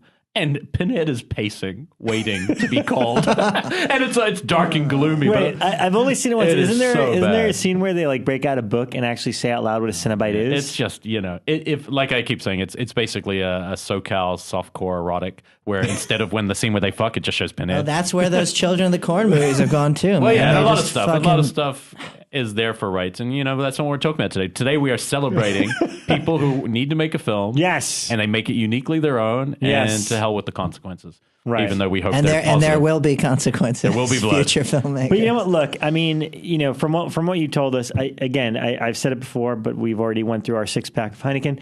Yeah. But like, Excision is one of my favorites of the last couple of years. Suburban Gothic, I can't wait. Just keep making them, because I mean, you look at our heroes. The fact that like Don Coscarelli has trouble making a movie, the guy that gave us the fucking Phantasm franchise, and I love Bubba Hotep. I saw it with Bruce Campbell, dude. Dude, that is a masterpiece. It's a masterpiece. I seriously think it's a masterpiece. It is. Bubba Hotep, for sure, is a masterpiece. I love John dies at the end. I love that he is challenging, that at his age, that he's a filmmaker that is trying to make really weird, and I'll tell you what, shit. if he had gotten to make his everything would be a game changer if he got to make that Joe Lansdale drive-in, because that book, it's short. It's like, 80 pages, the first one. Mm-hmm. It is so crazy. And I know he was the only person ever really attached.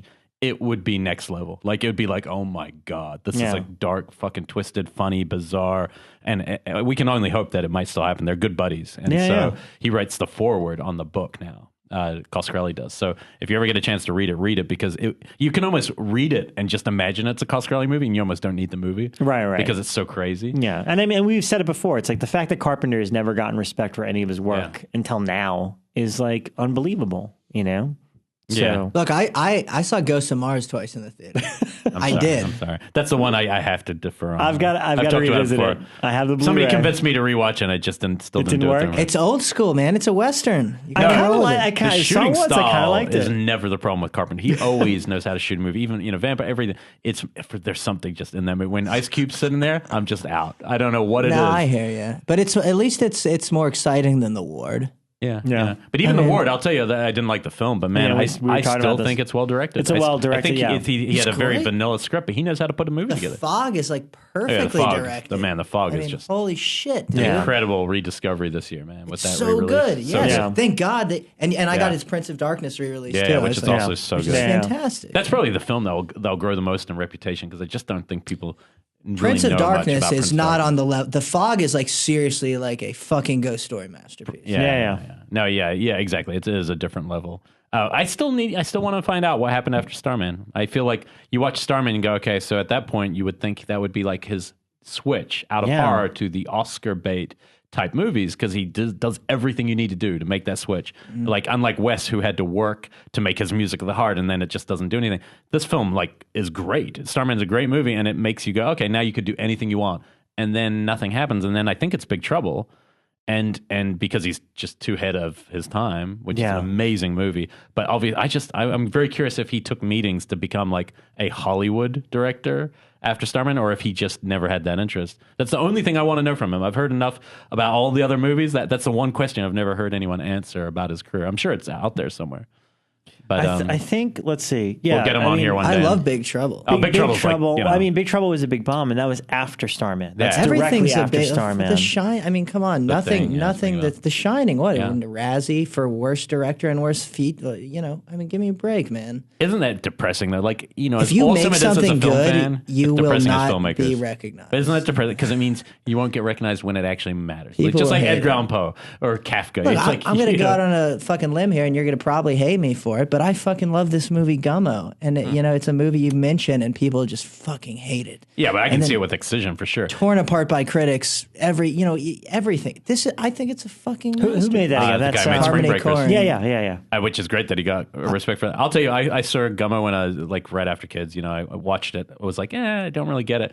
And then I saw it again silently, and a band was playing in front of it. I was just at some bar drinking, and I could not take my eyes off the screen. I've watched Gummo at least 100 times. Yeah. Literally. Wow. Interesting. I guess I got to go back to it. Yeah. But anyway, look, there's some scenes you're going to love. There's some scenes you're not going to it's some movies really are, like a lot of mid-range Cronenberg, not the entertaining stuff, but the things like the Dead Ringers and Crash, the stuff that when I first saw it, I just was kind of repelled. And then I'll come back to something and I'm really like interested in it. So his Crash, the fucking, what's that? What was you that love Crash the Paul movie? Haggis. What the, honestly, you guys just heard Richard seriously, Bates love the Paul Haggis Crash and believe it deserved the Oscar. I genuinely think that's the worst film that's ever been nominated for an award. Richard, much less an Oscar. The only way you can really connect with a person in LA is if you crash into their car. I mean, what the fuck was that Don Paul Cheadle, Haggis movie? That movie. Everything was terrible. Brokeback Mountain for Best Oscar. There wasn't one good scene in it.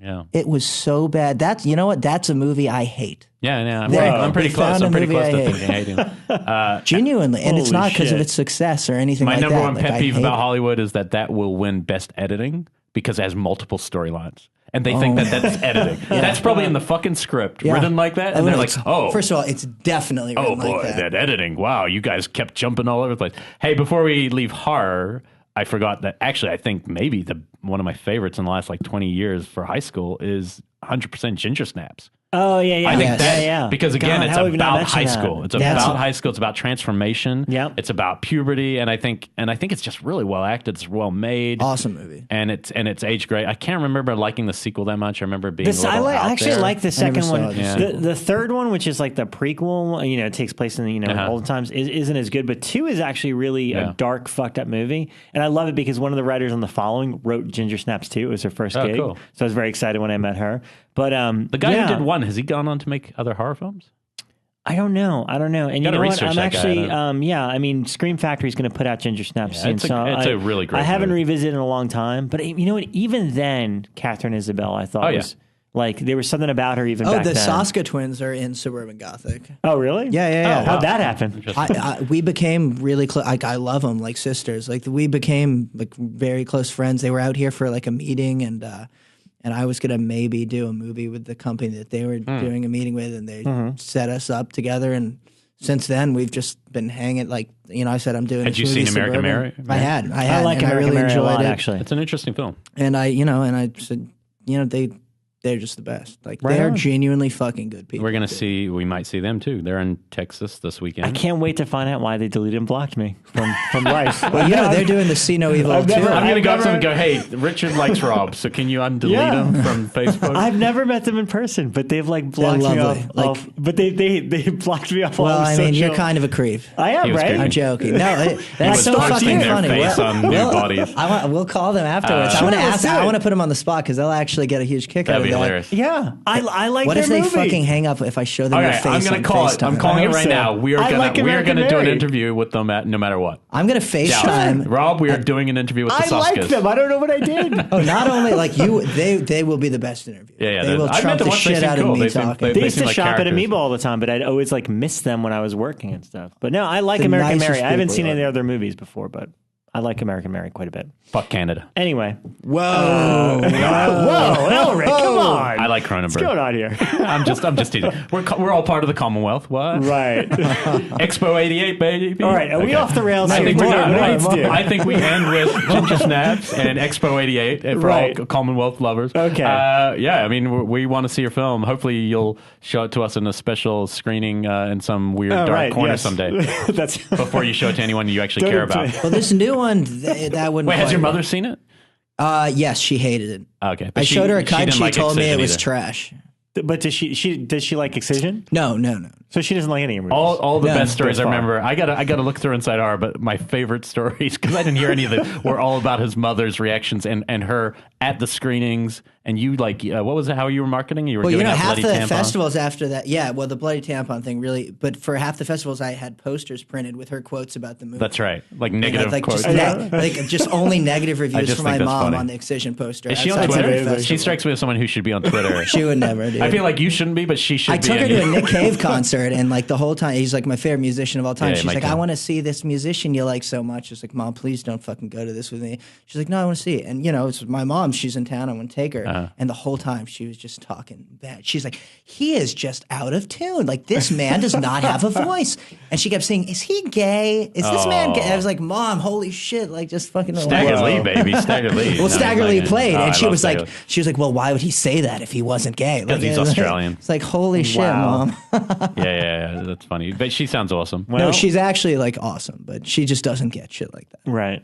That's a good barometer. Play her some birthday party records. See what she thinks of that would be her night. Well, when he was at the he played some birthday parties. Oh, he did? Oh, wow. He does go across the board. He's awesome. He has more great writer too. Who knew? He's great. Yeah. And horror film that most people here haven't seen, Ghosts of the Civil Dead. Have you read his script for Gladiator 2? Oh no, it's the best thing I've ever read. Oh, I didn't even know he did that. Well, he wrote it, and it's so insane it could never get made. It is I literally did not know that. Goes through every war throughout history. Okay, he has to dude. Okay, we'll talk about this. Okay, but I mean, the proposition is an awesome, like almost horror western, in my opinion. John Hillcoat. But if you go before that, and I think it's because it's just not available. But Cinephile in LA has it on a region import. But it's called Ghosts of the Civil Dead, and it's basically your TV show that was popular here called Oz. It's a movie version of that, more or less, way more extreme. And at one point, Nick Cave comes in as like the serial killer character, and he's just covered in blood, and he's cutting everyone up with a razor blade in his cell, and it's an intense prison. Ghost of the Civil Dead movie. It's at Cinephile? Yeah, I haven't seen this film. Yeah, it's a really intense prison movie. John Hillcoat's first film. Nick Cave wrote it. Okay, Nick Cave's in it, but it has someone else in the lead. It's just an intense little prison movie, really good. And from then, I knew Nick Cave could write movies. He's a brilliant writer. Fascinating stuff. He's my fucking he's a man. He's a man. Anyway, that's an awesome show. It was a lot of fun. We've touched on a lot of stuff. Yeah. Right on. And I feel like you've changed. Thanks, guys. Everyone's been changed. If We've all been changed now. We're 3 beers in. I'm drunker than I was before.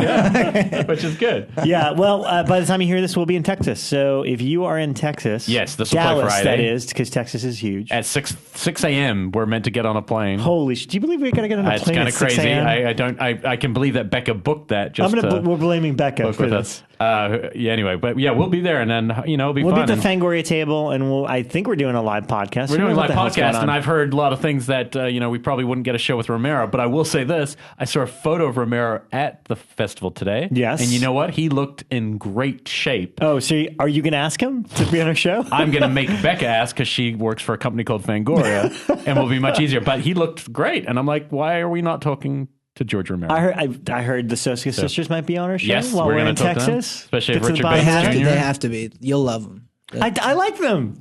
They don't like me. I don't know why. We're going to take care of it. They might have a media manager for all you know. It might not even be them on that. Have you sent them dick pics or something bizarre? No, I'm not. No. You're not one of those? Rob Wiener.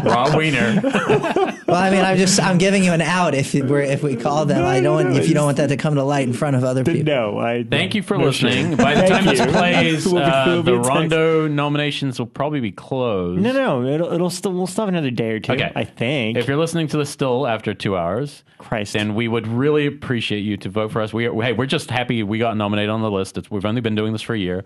It's done with a lot of passion, and I know that I don't know if the Rondos change anything, but at least it makes you realize somebody gives a shit to push a button for you, and so do that for us.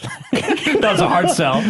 Christ! And as Werner Herzog says about awards are only for horses and ponies. That's all you need to know. What is that? I don't even. But still vote for them because that was counterintuitive. And he's saying that they don't matter for shit. Right. They're for animals. Yes, that's. But we'd still like to have one. I'd love to have one. I don't care. Do it for Bekah. I am that kind of. Do it for Bekah. Yes. She's not a good person. She needs an award. The Salem people. She's the Salem people. She's never gonna miss a show again. Thank you to Richard Bates Jr. for coming on the show. Thank you. Really appreciate it. It was a good time. And we'll see. Thanks for getting me out of my apartment. We got to take him back to Beverly Hills. We're gonna make a habit of that. So it's all good. All right. Until next time. See you next week. Bye-bye. Bye.